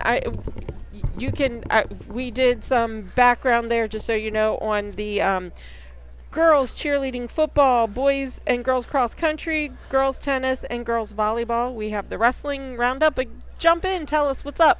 Wow. Well, first of all, it's a beautiful night for football, district championship. The weather is absolutely perfect here in Hanover. I mean, the score, if you're a Squire fan like we are, it's not what we want it to be, but we played well. We just couldn't punch it in. So 7-7, we have to convert some of those red zone opportunities in the second half, and it was both exciting and frustrating. Yes, exactly. Played on our end of the field like the whole game. Yes. Or whole half, excuse me. But anyway, yeah, so it's interesting because I caught the tail end of what you were saying, Danny, about cross country. Mm-hmm. I have a friend from afar that texted me or messaged me today and said, wow, you all had a really successful program this fall in terms of all your athletics, and I think sometimes we get too used to winning around here, because I didn't even really think about it, but yeah, right. Wow, like, yeah, absolutely, across the board this fall, our programs just did a terrific job in the regular season and into the playoffs of the district tournament. So yeah. Sorry, we're taped down. There's right. Not a lot of room. So that's the first thing, is that we all need to remember that this is not something to take for granted, the success that our athletes have had here this fall and going back to last year. So we're just very proud of all of our athletes, all of our coaches, parents and grandparents, and all the supporters here that make Delone Catholic athletics happen. And I'm looking here, and Luke prepared this. I'm not sure where he got this from, but he was talking about the four Squire and Squire wrestlers, and the future Squire who went to the USA Wrestling 2024 Brian Keck Memorial preseason national and boys national recruiting showcase in Des Moines, Iowa recently. And I didn't realize, I know that I've seen the signs around school. How many young ladies do we have signed up for wrestling? So it looks like we're going to have at least 4 wow. that said they were interested, and so we hope that comes to fruition this Friday when trials or wrestling practice actually starts.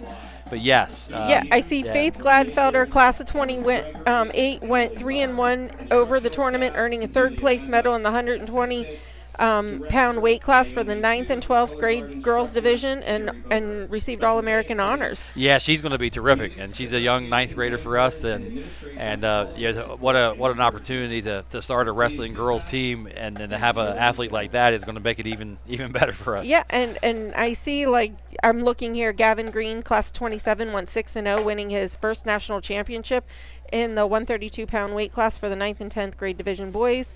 So, I mean, that's amazing.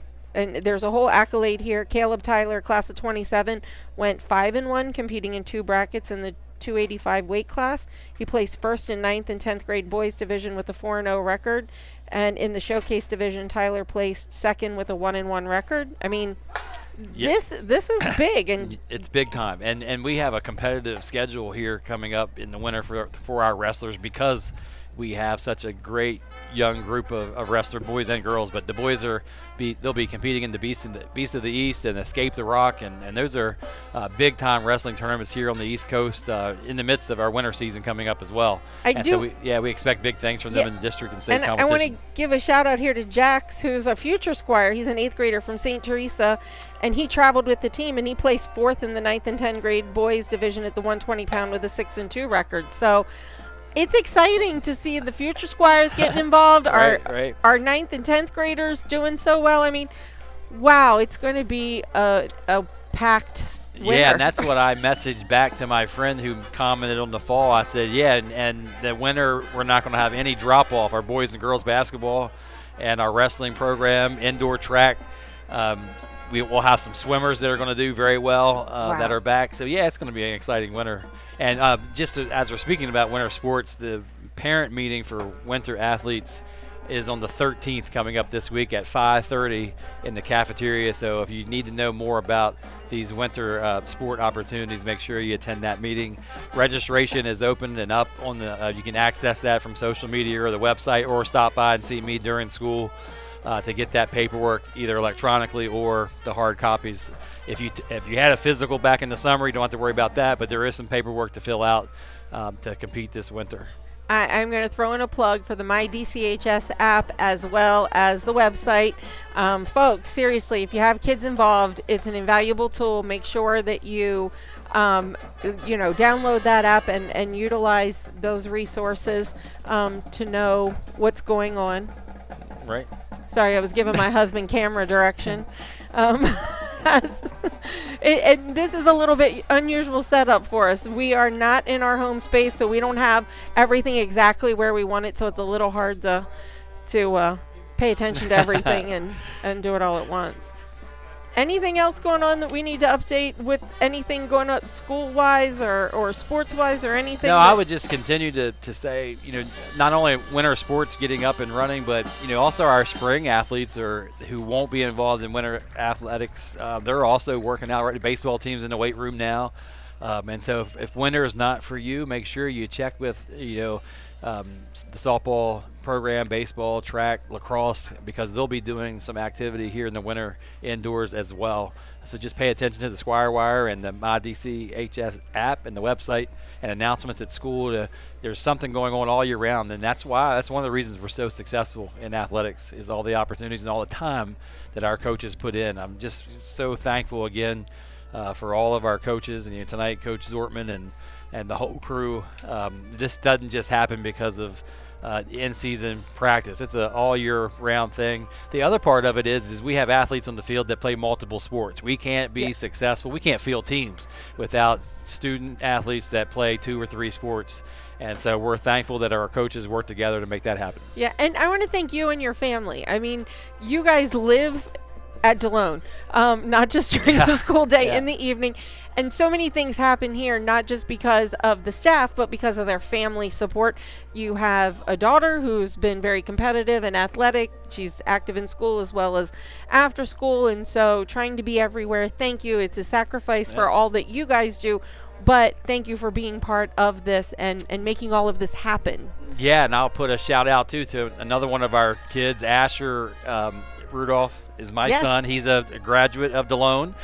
He's playing basketball tonight down in Richmond. He goes to Shepherd University, and so that's an example of a sacrifice. We missed that tonight to be here for the district championship, but we'll see him play plenty this season. And they won their first game, and that was at Virginia State in a tournament there, a preseason tournament. They played at 5 o'clock, so go Rams, and a graduate of our school doing good things post grad. So we're shout out to any of our students who aren't in winter sports. If you'd like to come out and check out what we're doing at these games, when you see us set up, when we're live streaming, come up and talk to Mr. Smith and I. You don't have to be involved in every event, in every live stream, but if you're interested in what we do and you want to learn a little bit more or be somewhat involved, come check it out. And we also invite the future squires. If you're listening, I've talked to a few at different times. I've seen them.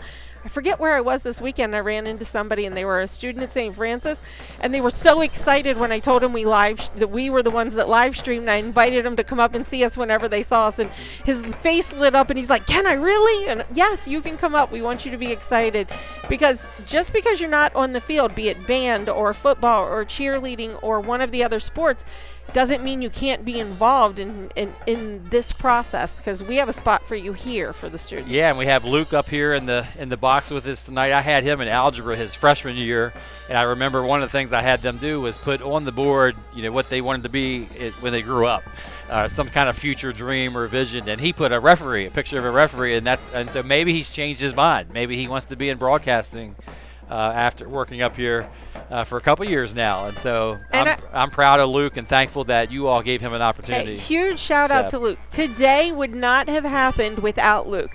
I was not able to, a lot of times during a live stream or when we have the day of, I'm at school or hands-on a lot of this stuff, and I had things I couldn't do, so I wasn't around at all. Everything that was ready and prepared, and the reason we could be on today is because this young man took initiative and he took care of it and set it up and organized it. So all right, I will say before I hand it back to George and Tony, and thanks again for them for all that they do and the time that they put into DCBN, I will say I'm up here tonight literally because two of my friends texted me in the stands. Dave Staywick from Washington, D.C. said, "Danny is looking for you." And a blast from the past for all of us, Tim Bonnets. He texted. He says, "You better get up there to that box." So Tim and Dave, I know we have at least, I know we have lots more our listeners. Thank you, Tim and Dave, for passing that along to Reverend Rudolph. Because I wasn't even thinking about it. I was like in my own little world on a date with my wife watching the game. They've reached out. Well, thank them for passing the message along. We appreciate it. Thank you so much for joining us. We're going to give things back to Mike and Tony. Give me 1 second for radio silence while they get their mics on. Hold on 1 second, everyone.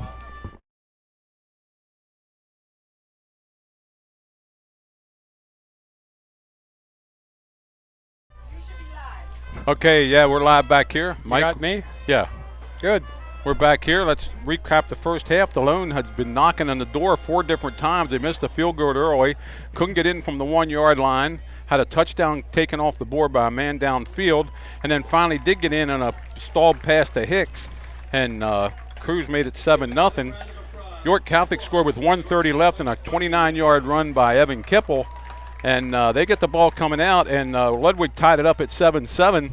And that's where we are now, as both teams are going to come out here in the field. And it was 20-7 Delone 2 weeks ago. And is that what it was? They rolled the second half, but York Catholic has found a little bit of spark here, stopping Delone 3 different times inside the red zone. Delone has been living in the red zone.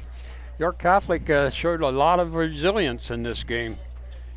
After last week, or 2 weeks ago, and then have 2 goal line stands, and then Kippel stepping up with it was a 50-yard pass. 51-yard pass and a 29-yard run, all by Evan Kippel, and they're in the end zone, and the extra point tied at 7-7, so this game is far from over. Far from over. And the winner goes on next week to the PIA State Championships games, and so we're going to have to. That's going to have to be decided here in the second half. A lot of listeners texting me, Mike, saying we're getting out. Danny, I want you to know we are getting out fine. Everybody's good camera work, and they can hear us. So it's 7-7 here at half. They've got 3 minutes left before the kickoff here.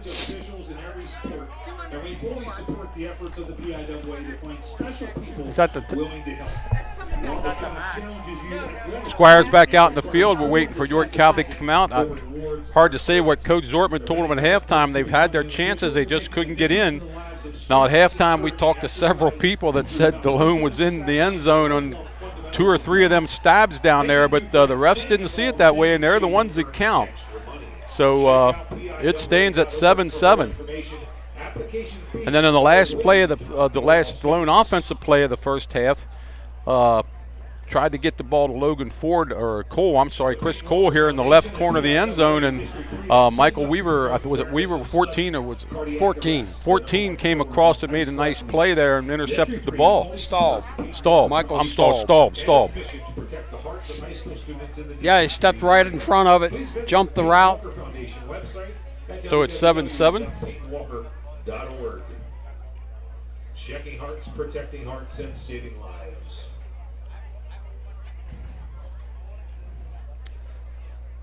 And they get the ball coming out here, Tony. They get the ball coming out. And Delone this is a crucial time for Yep. Delone in this game. Let's run down what happened to Delone again. They drove down, reversed the kickoff in the opening kickoff, drove right down, scored a touchdown, had that called back because of the illegal man downfield. 14-10. And then got stopped. Yeah, they got the stop, and then we tried a field goal, missed that. Although it had plenty of leg, it was just a little bit wide to the left. Delone drove down again, couldn't get in from the 1 yard line 3 times and turned the ball over. Got the ball right back and came down and finally did get into the end zone on a pass play on 3rd and 1.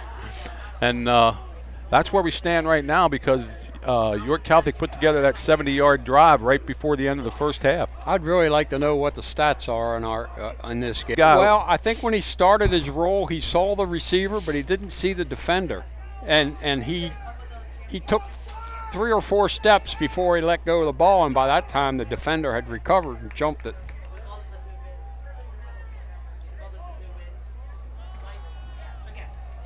And like we said at halftime, we discussed it with a couple fans, and they said the Squires did get in there, but it looked like they get in from up here. But, you know, they're down a lot closer than what we are.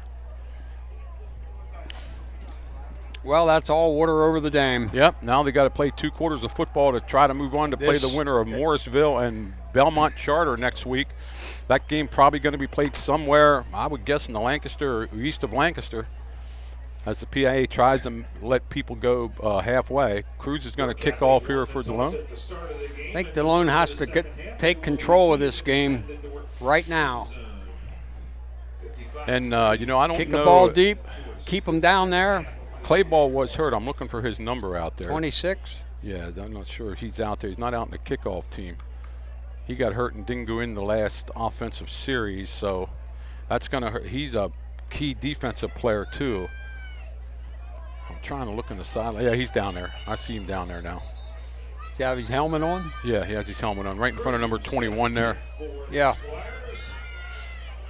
Cruz is kicking for the Squires. Back deep is Wadnewski and Staub back deep. Ball went to about the 5 the last time. No one kicked it. Gets a little bit more this time. Staub at about the 5, juggles it a little bit, comes back up to the 5. Gets away, it's up to the 20, and that's going to be about it, up to about the 22-yard line.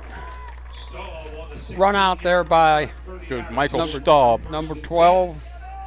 Parker Hohenstein.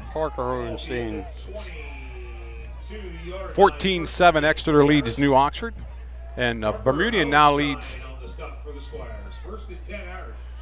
Oh, right, and we got to score the Belmont-Morrisville game, 8-7. Belmont in the second quarter.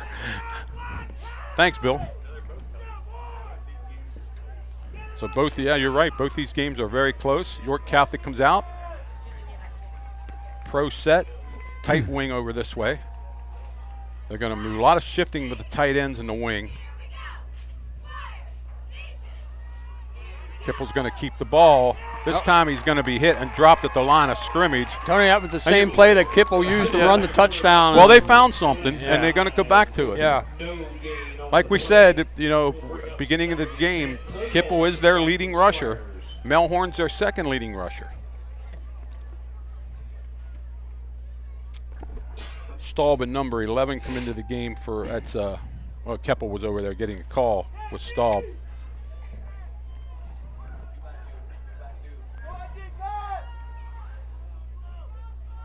A little different set. Double slot. Screen over to the right side. It's incomplete. You know, when I see screens like that, if I see the ball incomplete, I hop on it. You never know. You never know when that ball is going backwards. Never know if the ref's going to say backwards. So we got 3rd down and 10. Big crucial 3rd down here for the Squires, because if they stop them here, they should get pretty decent field position. Well, not that that really mattered. They move right into the red zone anyway, and then they. But right now, Delone's doing what they need to do, and that's to take control of the game here. And you got to figure that you got the number 9 back there in the backfield right now. Right. Staub a little bit of a little motion. They're going to stop it. Going to make it a little longer. I sort of wish they let that play go, and if it would, then they could decline it if they didn't get the first. So that's going to bring up 3rd down and 15 yards to go.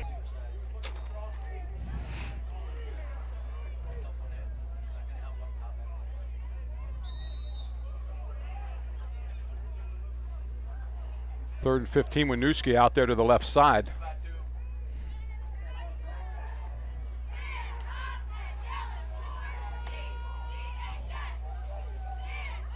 Lawrence and Staub this way. Back to throw. He's going to take off in a draw, and he's not going to get back to maybe the original line of scrimmage where he's going to be knocked down. And Coach Mike, the way this game's going, it's in the hands of Kipple and Staub. I mean, well, I think York Catholic has decided to put it in his hands, in Kipple's hands. And he has a nice initial burst of speed. Is that clay ball back deep there? I think it is.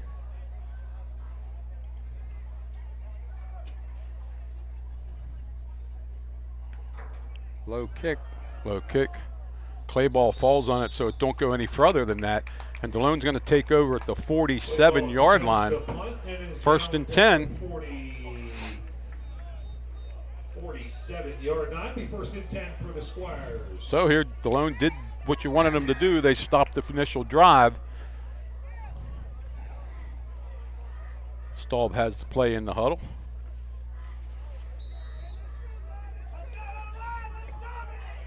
Smith in the backfield with Staub. Ford and Cole to the right. Single receiver out here to the left. Low snap. Ball's in the ground. We've had a lot of low snaps tonight. Yeah, Smith had to come back and get on it. Low snap and then a bad handoff, and he recovers it, but it's a 3-yard loss. 2nd and 13. Clay ball into the game. Hohenstein out.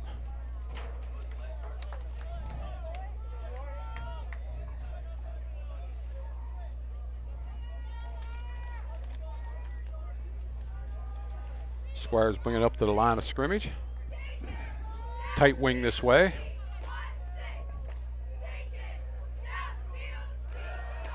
Out the clay ball. He's going to maybe get a yard up to about the 46, maybe give him 2. Going to bring up 3rd and 11. Stopped by Jack Lawrence, 6'2", senior, 195 pounds. Came up quick, made a nice play on him. Give him 2 yards, 3rd down and 11. Hohenstein back into the game for the Squires. For the Irish. 3rd and 11, the Squires. York Catholic toughening up their defense also here. Trips over to the right, double receiver over here. Staub's alone in the backfield. Has a little trouble with it. Screen pass, and that's not going anywhere. Staub came down in the bubble screen, but the fact that he didn't have the ball, couldn't handle the snap, broke everything up. So Delone's going to have to punt here. They go 3 and out and actually lose a yard in the process. Everett King and Chris Sterling in on the stop there on that screen for York Catholic. Smith going to do the punting. Staub and Wisniewski back to receive the punt. Good snap.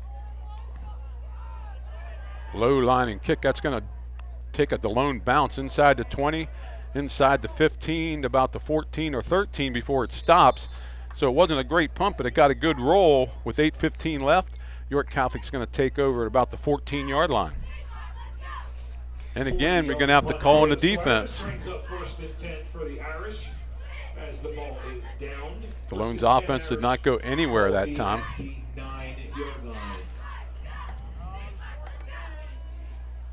Pardon me, 14-yard line.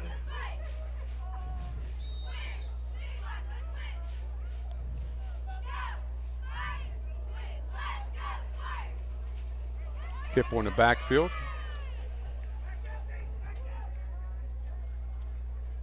Again, they motion the tight end and wing over this way. Motion across. Back to throw. Kipple's going to run it. Turn him in. Turn him in. Got a little bit of room, and he slips it back. Oh, he's hit and dropped at the 15. Give him. We got a flag, so I don't know what it's about.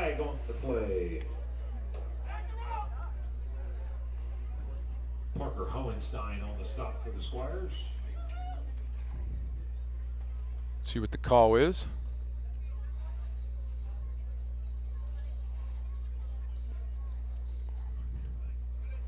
Personal foul, face mask against the Squires. Personal foul, face mask against the Squires. Will move the chains, 1st and 10 for the Irish. Well, Tony, that's going to get him out of a hole. Going to bring him out to the 31-yard line. Arrested at the 31-yard line.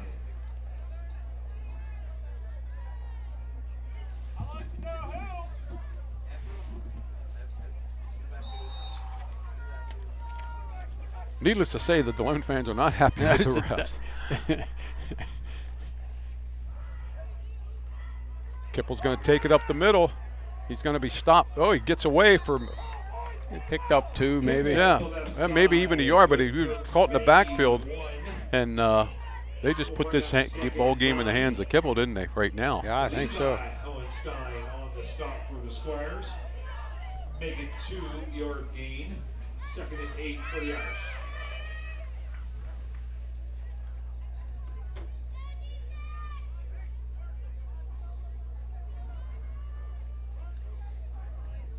Double tight end.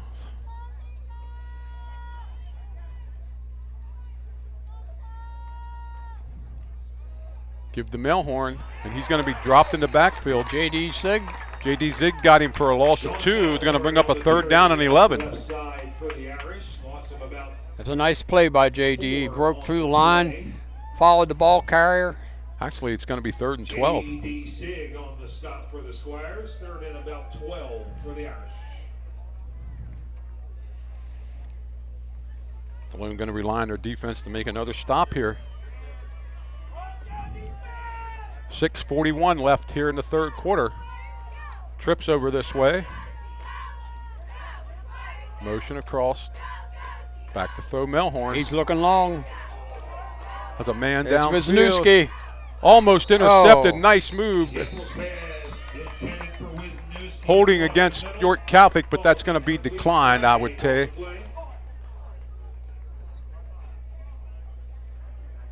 Oh, there's 2 flags out there, isn't it?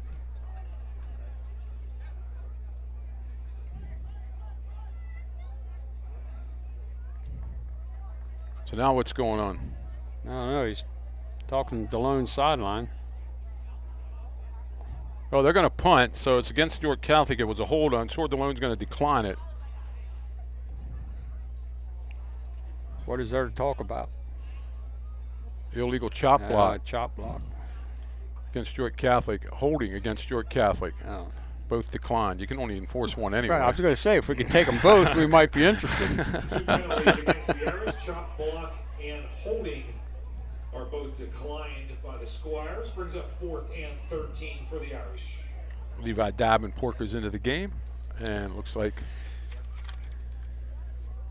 who does that? Number 12 does the punting here for York Catholic. That would be Callahan Murphy. Murphy doing the punting. Clayball or Smith back deep. I'm not sure which one that is.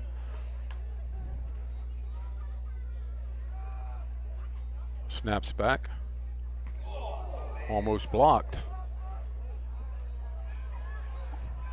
Clayball picks it up, but he's out of bounds. Stepped out of bounds. At about the 24-yard line. That's where Delone's going to take over. So that's a nice punt. 46-yard punt for the Irish. So Delone again, defense holds 7-7 with 6:15 left here in the 3rd quarter. Squires take over 1st and 10 for the Squires. Ball be at the 25-yard line. I just can't pinpoint that. There's just something wrong with their rhythm and their. Well, they're not getting a snap back for one. Well, that's one thing. I've seen that several times throughout the game. The snap throws all this off. Clayball comes out of the game.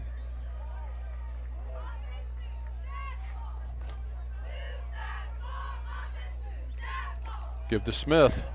He finds a little bit of room up over the 30 to about the 31.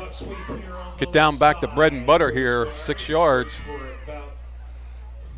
Make it 6, 2nd and 4. 2nd and 4. Fitz on the stop for the Irish. 2nd and 4, Squires. Ball up at the 31-yard line.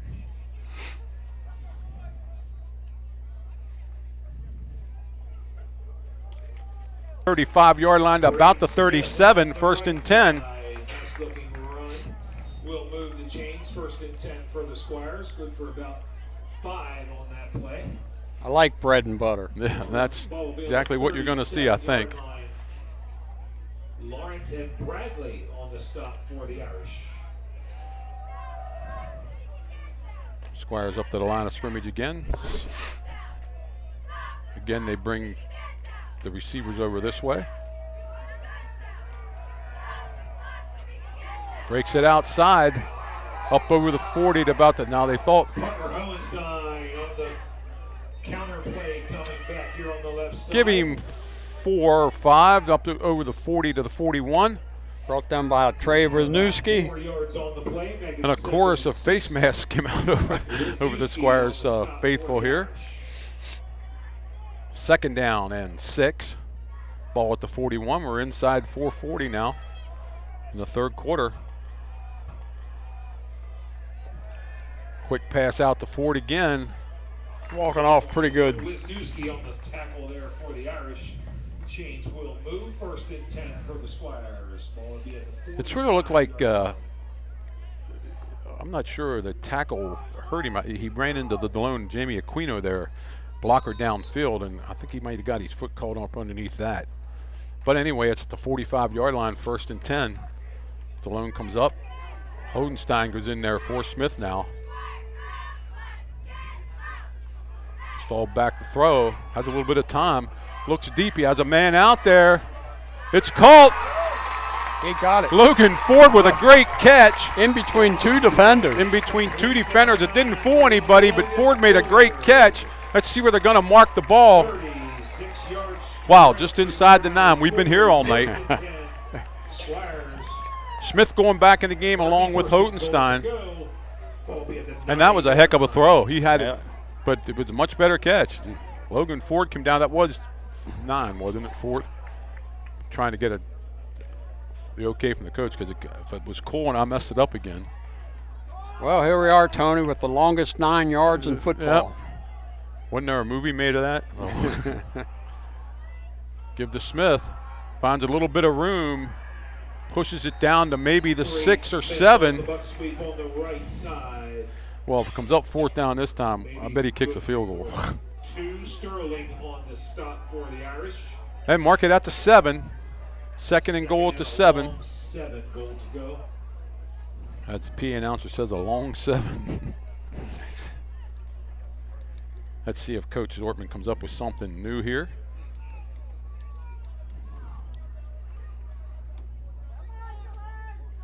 Cole and Ford over to the right side. They've been camping out there to the right most of the night now. Hohenstein. Counter. Inside counter. Looks like he got into the end zone. Touchdown, yeah, Delone. We have a touchdown. Yes, we do. 2:10 left here in the 4th quarter, the 3rd quarter. And it becomes 13-7. See if Cruz can keep them on the 7s here. Hohenstein. Number 42, Cruz. 8-yard run. I think they were looking for Smith. Well, I was watching that, and I saw some of the linebackers go with Smith, and then Hohenstein came back. Yeah. Cruz to try to make it 14-7 here. Snap's good, kicks up. It looks good, and it is good.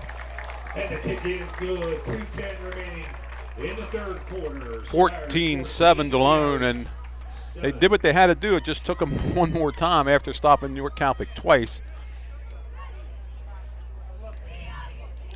So 2:10 left here in the 3rd quarter. Delone now up 7. Remember, the winner goes and plays Belmont Charter or Morrisville next week. See if we got any other scores here. Exeter still 14-7 over New Oxford. Bermudian 21-10. Bermudian leads Burke Catholic 21-10. And also West York 5-3 over Eastern York. That's been like that for a long time. Maybe the score just isn't updated on it.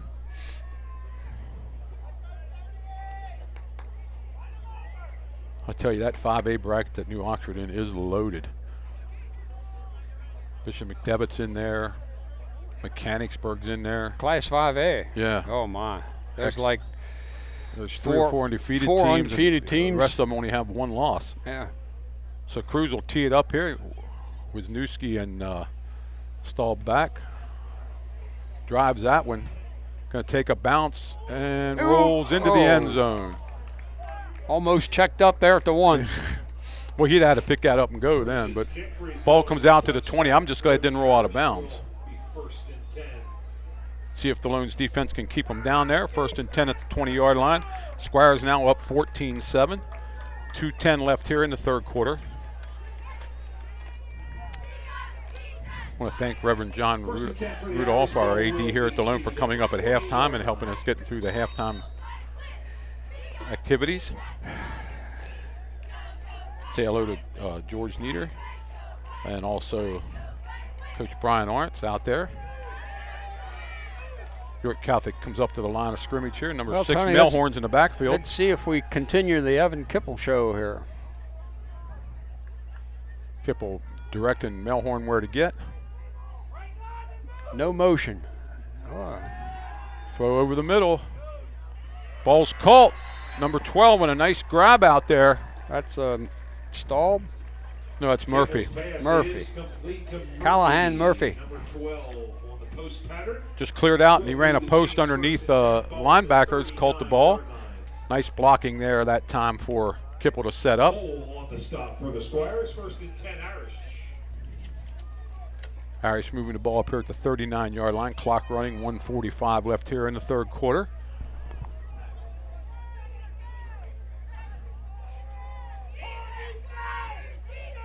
Kipple gets it, going to try to run left, right. He finds a little bit of a hole. He's into the clear. I'm not sure they're going to catch him. Logan Ford down, got him, drops him at about the 4-yard line. Let's see where they mark him. They're going to mark him at the 5, I believe. Broke a tackle at the line of scrimmage, and there he went. They're at the 5-yard line, so they answer right back.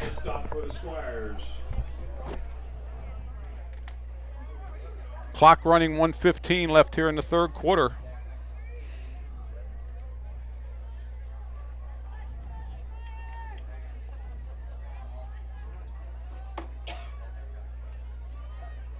Two backs in the backfield with Kipple. Kipple takes it. He's going to try it himself. He's up the middle, and he's going to be stopped, but he made it down to about the 2. On the right side, good for about 3. We'll bring up 2nd and goal to go around the 2-yard line. 2nd and goal at the 2-yard line. York Catholic can actually wait now. Host the Squires on the stop. So it's only taken them 2 minutes to get down here as Kipple ripped off another long run. That was about 50 yards. Full house backfield. Gee, I wonder who's getting this.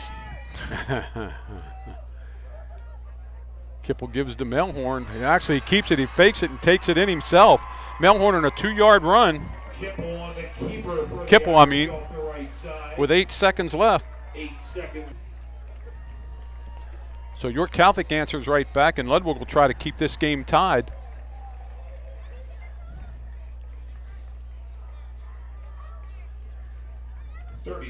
Ludwig set to kick for the Irish.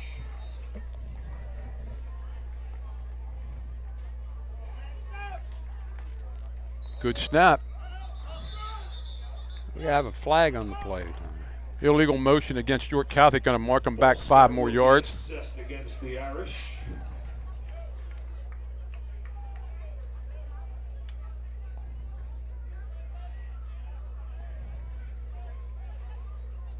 So this will be from the 15-yard line, a 25-yard extra point.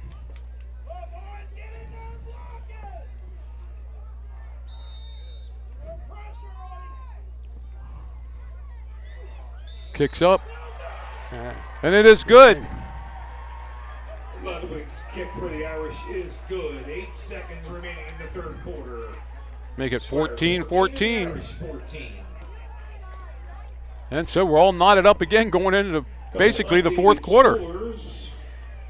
One from the New Oxford area, New Oxford 7. Why do I feel like this is going to come down to a field goal? Yeah. East York 5, West York 3. I thought it was West York 5, East York 3. Catholic 10. And Central York 19, CD East 0. Smith and Logan Ford are going to be back deep here. Ludwig, I'd make sure he'd kick it deep.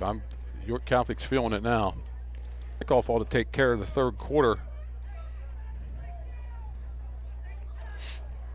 It's a totally different match than what it was 2 weeks ago at JT Flaherty Field. Ludwig kicks it down. Comes to Ford.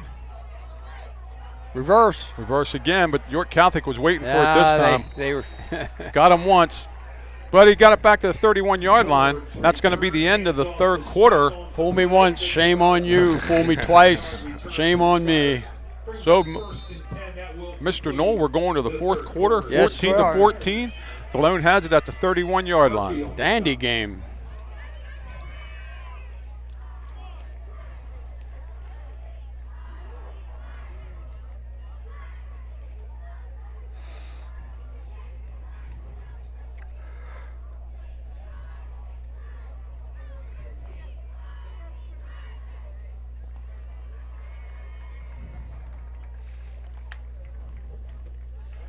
So let's see what Coach Zortman dials up here.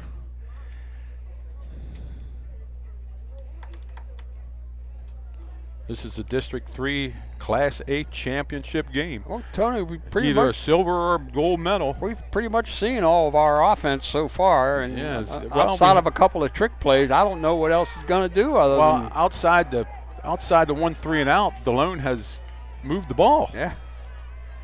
And thanks to Evan Kipple, York Catholic has found a spark. His passing and running the ball has been the difference here to keep this game tied.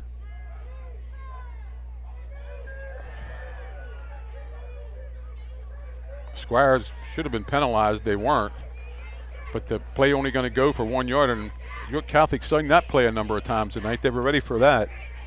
Stop pass to Ford off the left side is complete. Complete for no gain. Ball right at the 31-yard. Clay ball takes the play in.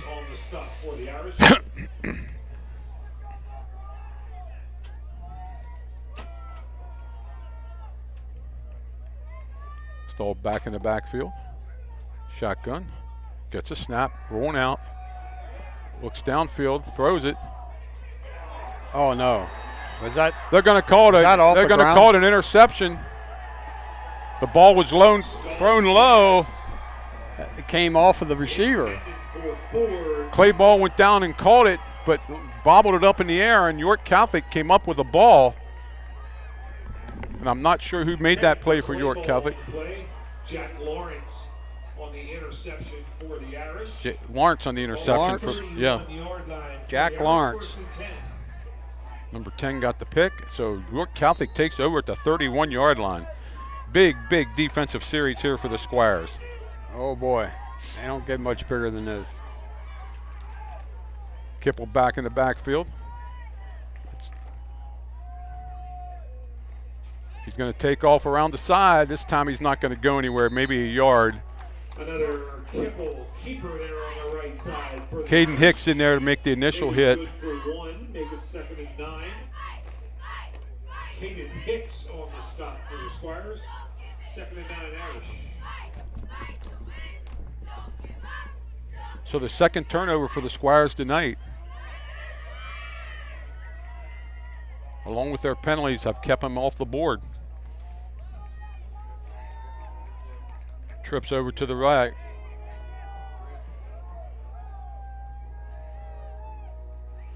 Motion back. Back to throw. It's under a little bit of pressure. He's hit and he gets the ball off. but it's not going to go anywhere. He gets it to, is that Wisniewski number, or is that 8? That's 8. That is Yingling. Jackson Yingling. So Kipple actually made that play too. Gave up not a big loss, kept them in 3rd and 9, and actually, you know, all intents and purposes are in 4-down territory here. And we're going to be under 10 minutes by the time this ball's snapped. Davenport on the stop for the Squires. 3rd and 10 Irish.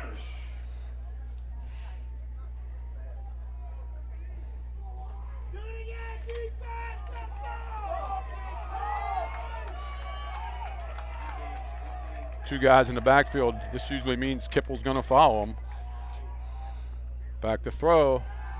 He's under a little bit of pressure. Throws it downfield. Has a man down there too far outside. And we're going to come up to 3rd and 9. And I'm not sure their field goal kicker can make a 47-yarder. No, and they needed about another 10 yards. So it's going to be 4th and 10 for York Catholic. Like Callahan Murphy, he got behind our coverage early. He was open.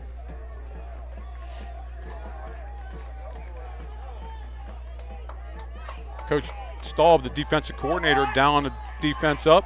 Looks like they're going to go with trips to the right. Single back in the backfield. Back to throw. A little bit of a blitz coming on. He throws it outside, and it's incomplete. There's no flags over there that I see. Dalone's going to take over, and Kipple took a hell of a a heck of a shot. I was afraid they might have flagged it. Kipple's a little, he just got it away. Squires take over 1st and 10. Ball will be at the 31-yard line. He says he's okay, but he got nailed. That might have been Caden Hicks on the blitz there. Squires take over at the 31-yard line, so they, you know, get away from that one. They wipe the sweat off the brow on that interception. Well, here we go again. Quick pitch to Smith. Finds a little bit of room, brings it up to about the 35-yard line. Let's give him 4 on that. That's a little bit of a play we haven't seen yet tonight. About 4 yards. Tackled by Wisniewski for the Irish. 2nd and 6 Squires. And Kipple's still in there. He's still holding his hip. He got nailed in that when he tried to throw that pass. Stahl brings the play into the huddle. We're down under 9 minutes. Squires bring it out. They Ford and Cole over here to this side. Staub in the shotgun. Gets the ball. Smith has it. Finds a little bit of running room up the middle. We might have a face mask in there, Coach. We got a flag down here from the side. It might have been a face mask. Penalty flag on the play. I didn't see the head go down. It is a face mask. I saw the face mask. I didn't know if the ref saw it.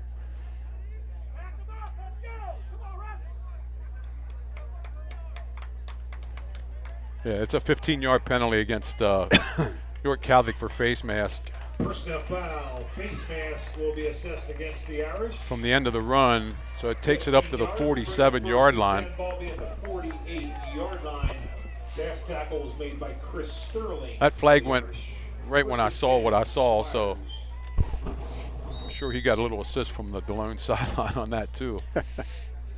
8:33 clock running. Delone again in York Catholic territory.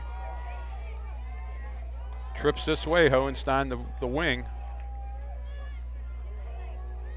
Smith has it, finds a little bit of room, he makes it all on his own, and he's gonna give him 5 tough yards on that run. Smith, good for about a long 5. Took 4 defenders to get him to the ground.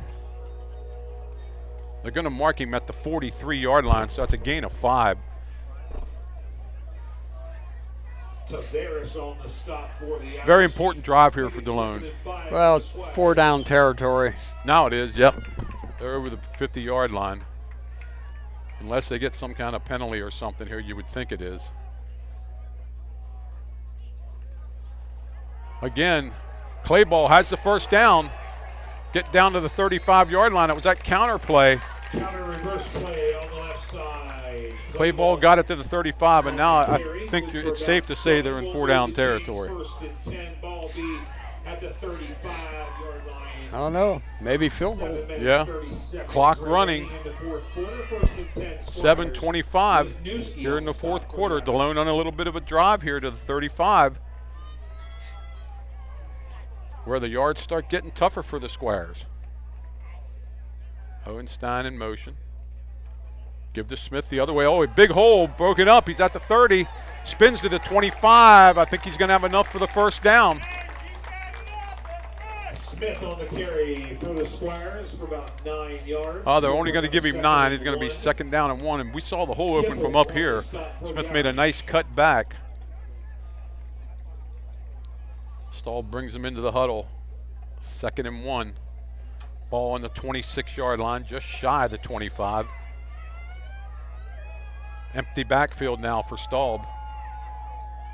Smith brings it back. Give the Clay ball. He has the first. To fake the jet sweep and came back with a counter up the middle. 1st and 10 for Delone.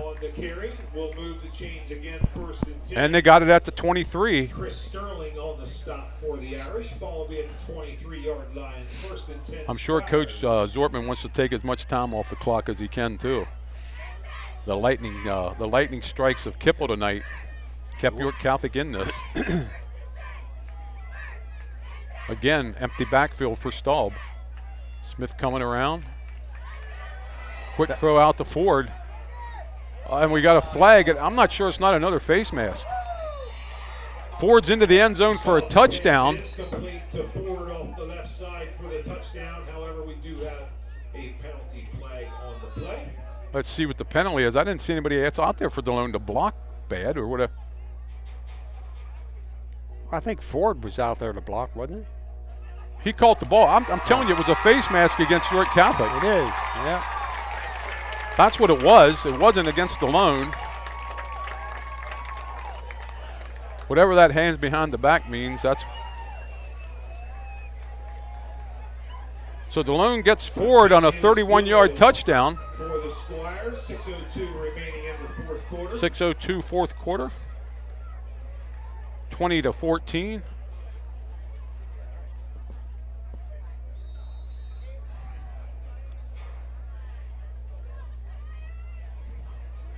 Cruz will try to keep us to 21 here.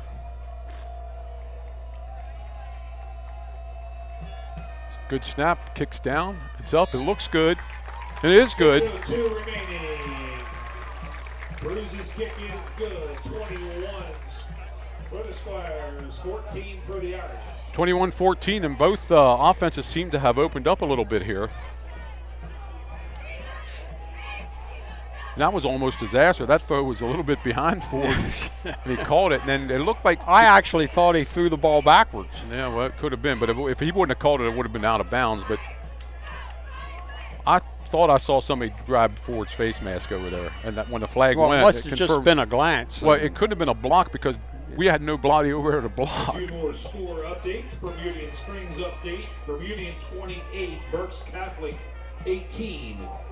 Central York 27, CD East 0. Bermudian all over Berks Catholic 28-18. New Oxford score now 14-14 against Exeter Township. New Oxford has tied it up over there in New Oxford 14-14. And it's going to be this penalty is going to be assessed on the kickoff.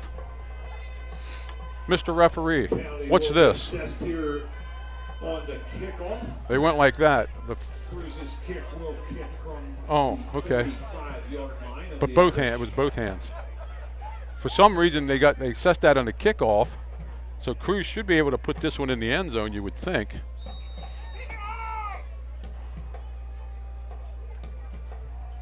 Cruz approaches the ball, and he hits it, and he drives it right through the end zone, so York Catholic will get it at the 20-yard line with 6:02 left. They're down 7.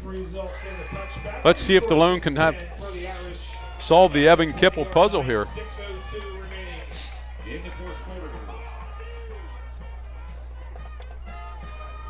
This thing says sideline interference. Oh, okay, it's called sideline interference.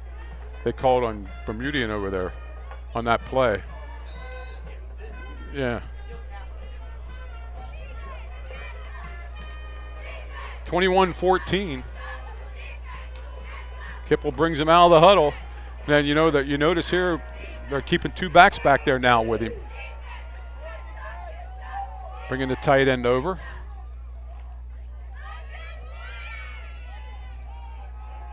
Kipple throwing deep. Has a man out there. It's going to be interference anyway, but it's a completion. The ball's going to be completed at the 40-yard line. Kipple's pass is complete to Murphy on the right side. Penalty flag is down. I think there's more than 1 flag down. There's 2 flags down, but it was interference against Delone. Let's see what else. Parker Hohenstein, I think, grabbed the hold of the receiver. Holding against Delone. 32-yard reception results in a penalty that is being declined.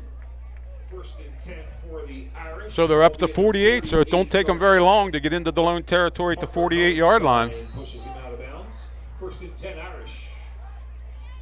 So they're doing max protect on Kipple and giving him time to throw the ball. Slot over this way. 2 bads in the backfield. Here comes the tight end. There's too many guys in the backfield. Kipple's going to run the ball. They got a hold there, and that's the ball coming back. They held Zig. Kipple on the keeper on the left side. Good for about 3 yards. Penalty flag on the play. That's going to move. It's going to move them back 10 yards from the line of scrimmage.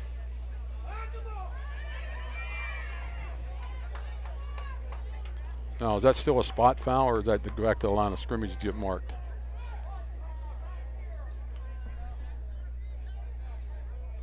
Holding is the penalty against the Irish. Back to the line of scrimmage for 10 yards. Bring up a first down and 20.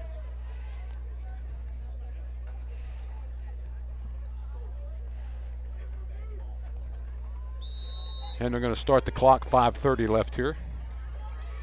21-14, the Squires lead.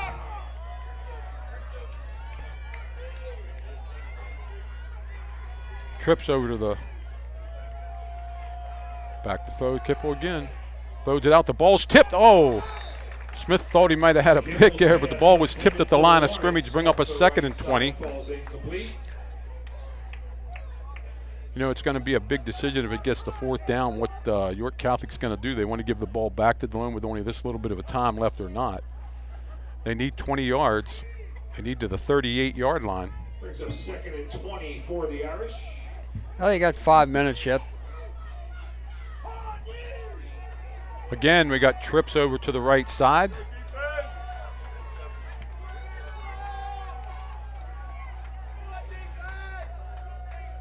Back to throws. Kipple again.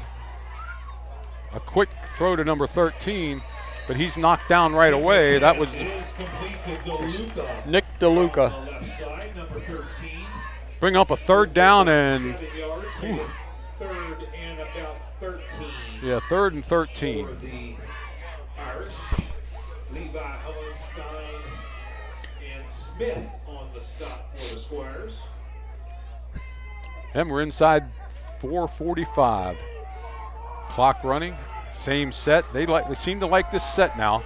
They've been going with this trip set with a single receiver over this way. Back to throw. Down the field, nobody back there. Do we got a flag or they got a flag?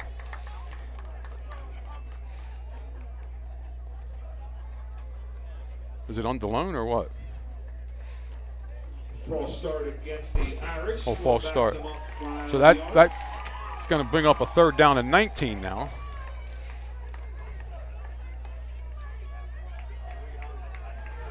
Third and about 19 for the Irish. I hate giving them another play. They're trying to get that clock running. The refs are going to throw their arms out. And they come up in the same set. Single receiver to the left, trips over to the right. Melhorn back to throw. Ball's up in the air. Almost picked off by Delone. Little intended for Winooski, I think. Yeah, a little too much air on the ball, though. And it looks like York Catholic's going to punt the ball away to Delone, use their timeouts, and try to stop the Squires. Yeah, I think I would too. I'd hate to. Well, they certainly don't want to give the ball to Delone at the 44-yard line. No. And especially with the ability to kick a 40-yard field goal. Yeah. Coach Dortmund just told him, nobody jump off sides. Don't even try to block this kick. Just watch the fake. Back. He holds it for a while and does kick it. Don't even field it. Getting away from it. The ball's going to die at about the 33-yard line where Delone takes over. So now they can pick up a few first downs here. They could. Let's see when the Irish choose to use their first the timeouts here with 3:59 left, 21-14. So this one's going down to the wire. Got to stay away from penalties and turnovers now. Well, I think the deal now is keep the ball on the ground, get a first down, make them use their timeouts. And wait till the ref puts up his hand to run that clock.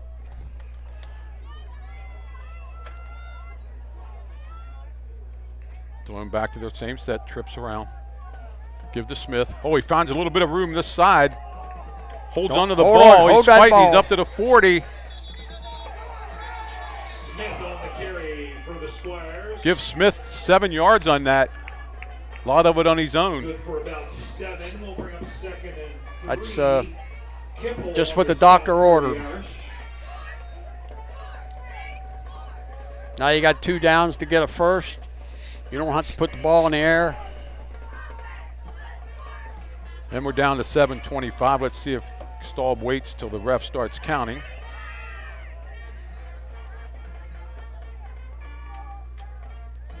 It's a counter.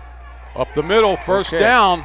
That was Hohenstein. He got the first down up to about the 47-yard line. First down, clock will stop until they set the ball. And it's running now. It's going to be under 3 minutes till they snap the next one. Sinclair on the stop for the Irish. Staub brings them into the huddle. Your Catholic's going to have to start using their timeouts soon, you would think. I think this play they'll have to call one. Clayball gets where he's going. And we're waiting for the ref to put his hand up.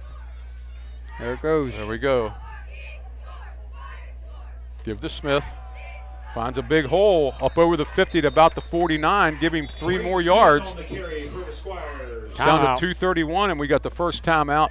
No, Delone didn't call that timeout. He's going the wrong way, isn't he? There we go. Second down and 7 coming up, 2:31. Irish takes their first timeout. They have 2 left.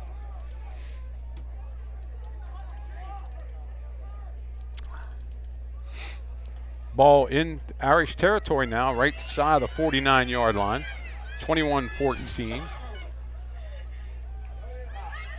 Remember, the winner goes and plays Morrisville or Belmont Charter. And can't get the score anymore. We were lucky to get it one time. Clayball takes play into the huddle. So I would say if Delone gets a lot of yardage here, do you still have to call your first down almost, or your timeout, your second timeout? Squires bring it up to the line of scrimmage.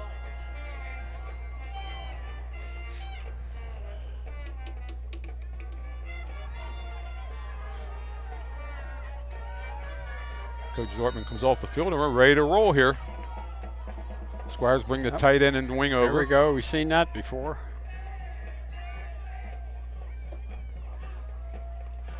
Give to Smith. Oh. He trudges ahead for 2 more. Looked like he stumbled. Yeah. Another timeout. Wasn't there 2:30 when we started this?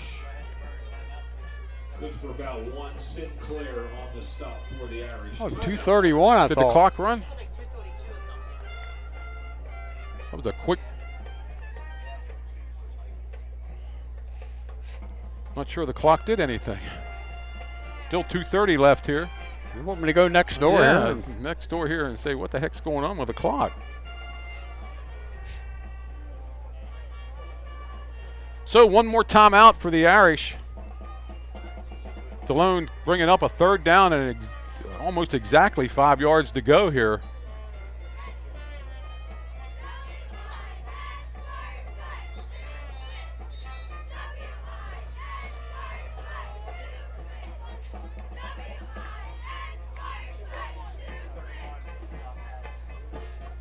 Huh? 1 second came off. Yeah, that's what I thought. 2:31, I thought the clock was at. Can't believe Coach Zortman didn't question that a little bit. Well, it's a moot point if they get 5 yards here. And if they don't. Hohenstein. No. Got the corner. He got the first down. Down the sideline he goes. If he holds onto the ball, he's still loose. And he got the first down. 1st and 10, and there's only 1 timeout left for York Catholic. Great play call by Corey Zortman that time. Brought everybody over here and ran it back the other way. And the clock's going to run. York Catholic's going to save that last timeout.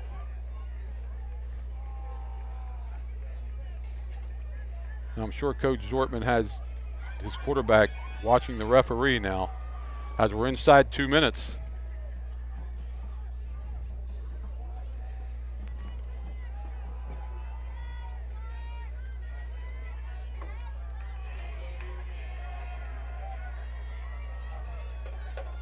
And he's watching the referee till he gets his hand up.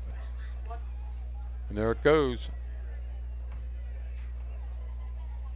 Give to Smith. He has about 2 yards, but that's not the important thing. He held onto the ball. And that's going to be the final timeout for York Catholic. Going to bring up a 2nd down and 10. 2nd down and 9 with 1:29 left here in the game. The Squires are up 7. And that's their last timeout. And with 2nd and 3rd down, they can take off. I was just going to say, can't we run this out? Well, no, it's 40 seconds. You all but run it out, but 4th down's going to be a... We got 3 plays. Yeah, but the clock will stop after 4th down for the change of possession, so it's only actually 2 plays.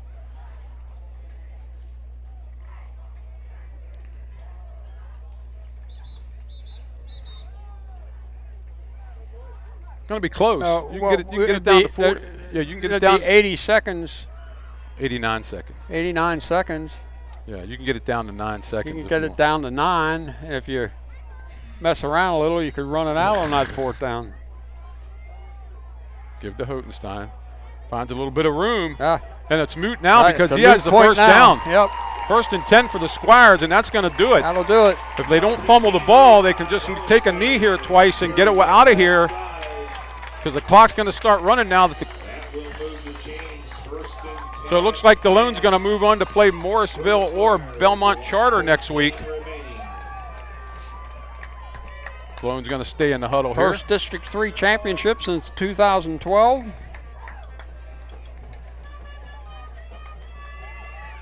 And give York Catholic credit. Oh, yeah. They came back and played a heck of a game. They did.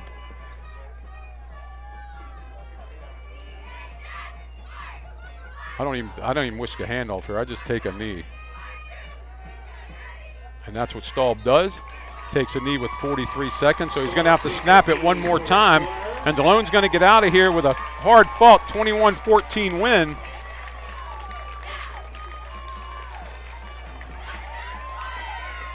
A 31-yard pass to Ford is going to be the winning play in this game. And that's the knee, and that's going to do it here from Shepherd and Myers. The Squires hang on for a 21-14 win. They will play the winner of Belmont Charter and Morrisville next week. Now that was 8-7. Belmont Charter was leading at halftime. We didn't get a score update there. What a game here at Shepherd and Myers. Thanks, Danny, for doing everything you do. Bill, Luke, great job in the camera tonight. Mike, nice working with you. Again, the final score, Delone Catholic 21, York Catholic 14. Delone Catholic is the District 3 Class A champions. Okay, I'm not sure they do on-field awards in football though, Danny. Okay, if they do. Okay, the presentation of the championship trophy, they're going to stay on the air for that.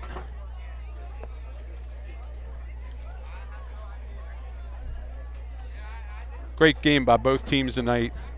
Delone had plenty of opportunities and finally cashed in on some of them later in the game. They're going to walk away with a 7-point win. I'd really like to recognize Evan Kipple's efforts in this game tonight. He played his heart out. Yeah, he's a heck of a ball player, and he got shaken up a little bit there on that one pass play.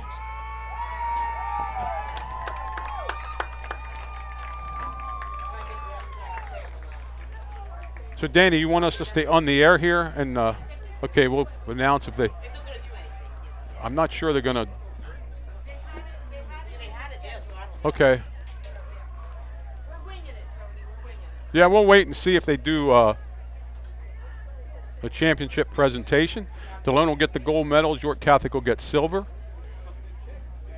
So the game that everybody knew was going to happen since September finally happened and turned out to be quite a game. Let's see.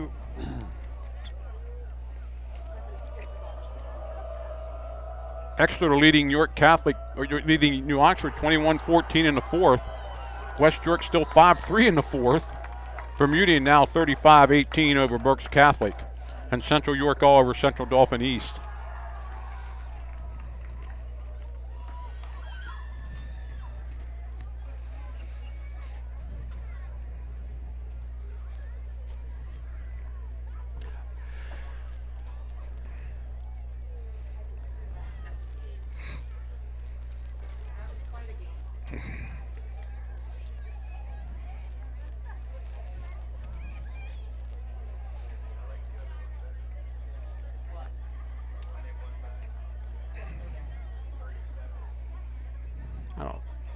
We're waiting here for see if they're going to have the presentation of the district championship trophy.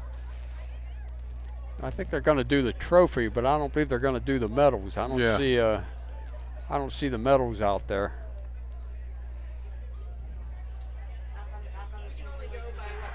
Yeah, PIAA told us what we're doing here, so.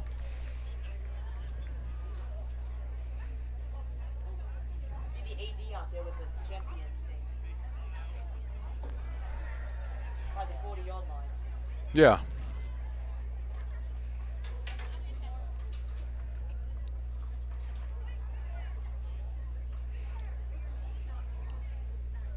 Well, nobody from Delone's leaving.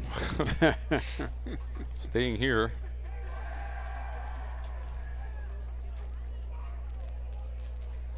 Got an update from New Oxford. It's 21-14 Exeter with 6:25 left in the fourth quarter.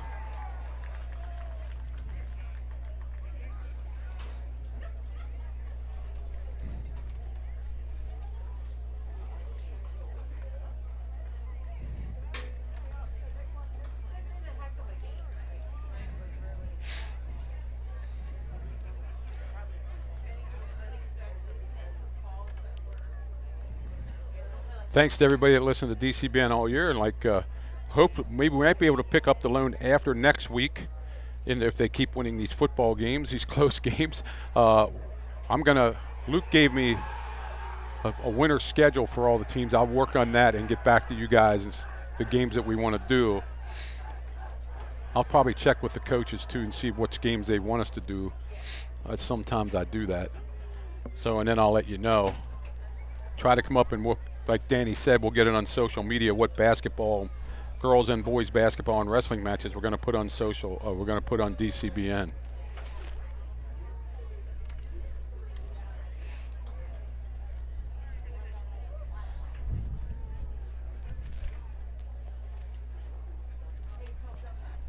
So I have no idea what they're waiting for out there, but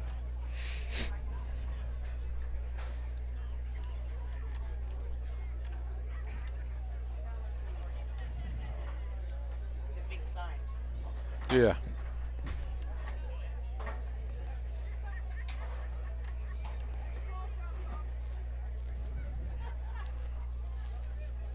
Bill, you could probably take it. Oh, okay, man. Put the windows back in.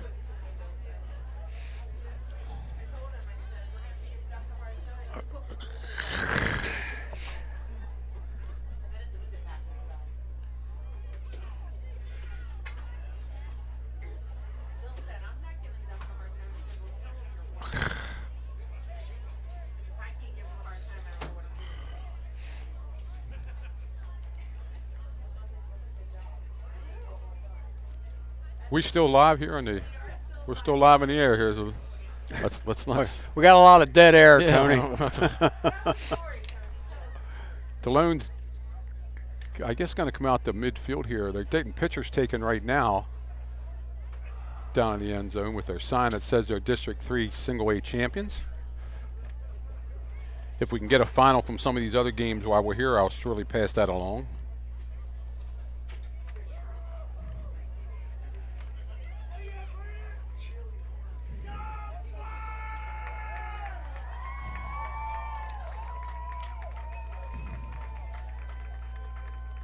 And now for the trophy presentation here at Shepherd and Myers Field. Congratulations to the Delone Catholic Squires for winning the District 3 1A football championship game.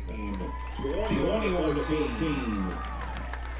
Presenting the championship trophy to the Delone Catholic Squires, District 3 webmaster Steve Navaroli and District 3 committee member Brad Keeney.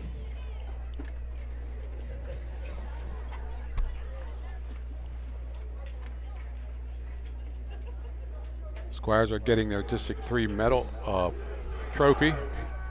York Catholic, I guess. They usually do the runner-up first. Yeah, they will get silver medals.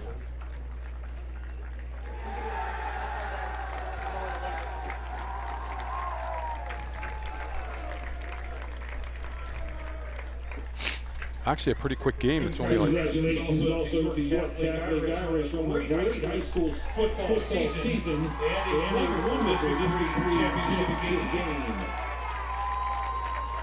The Delone Catholic Squires play next week at a slate to be determined against either Belmont Charter or Morrisville. Can we go off the air now?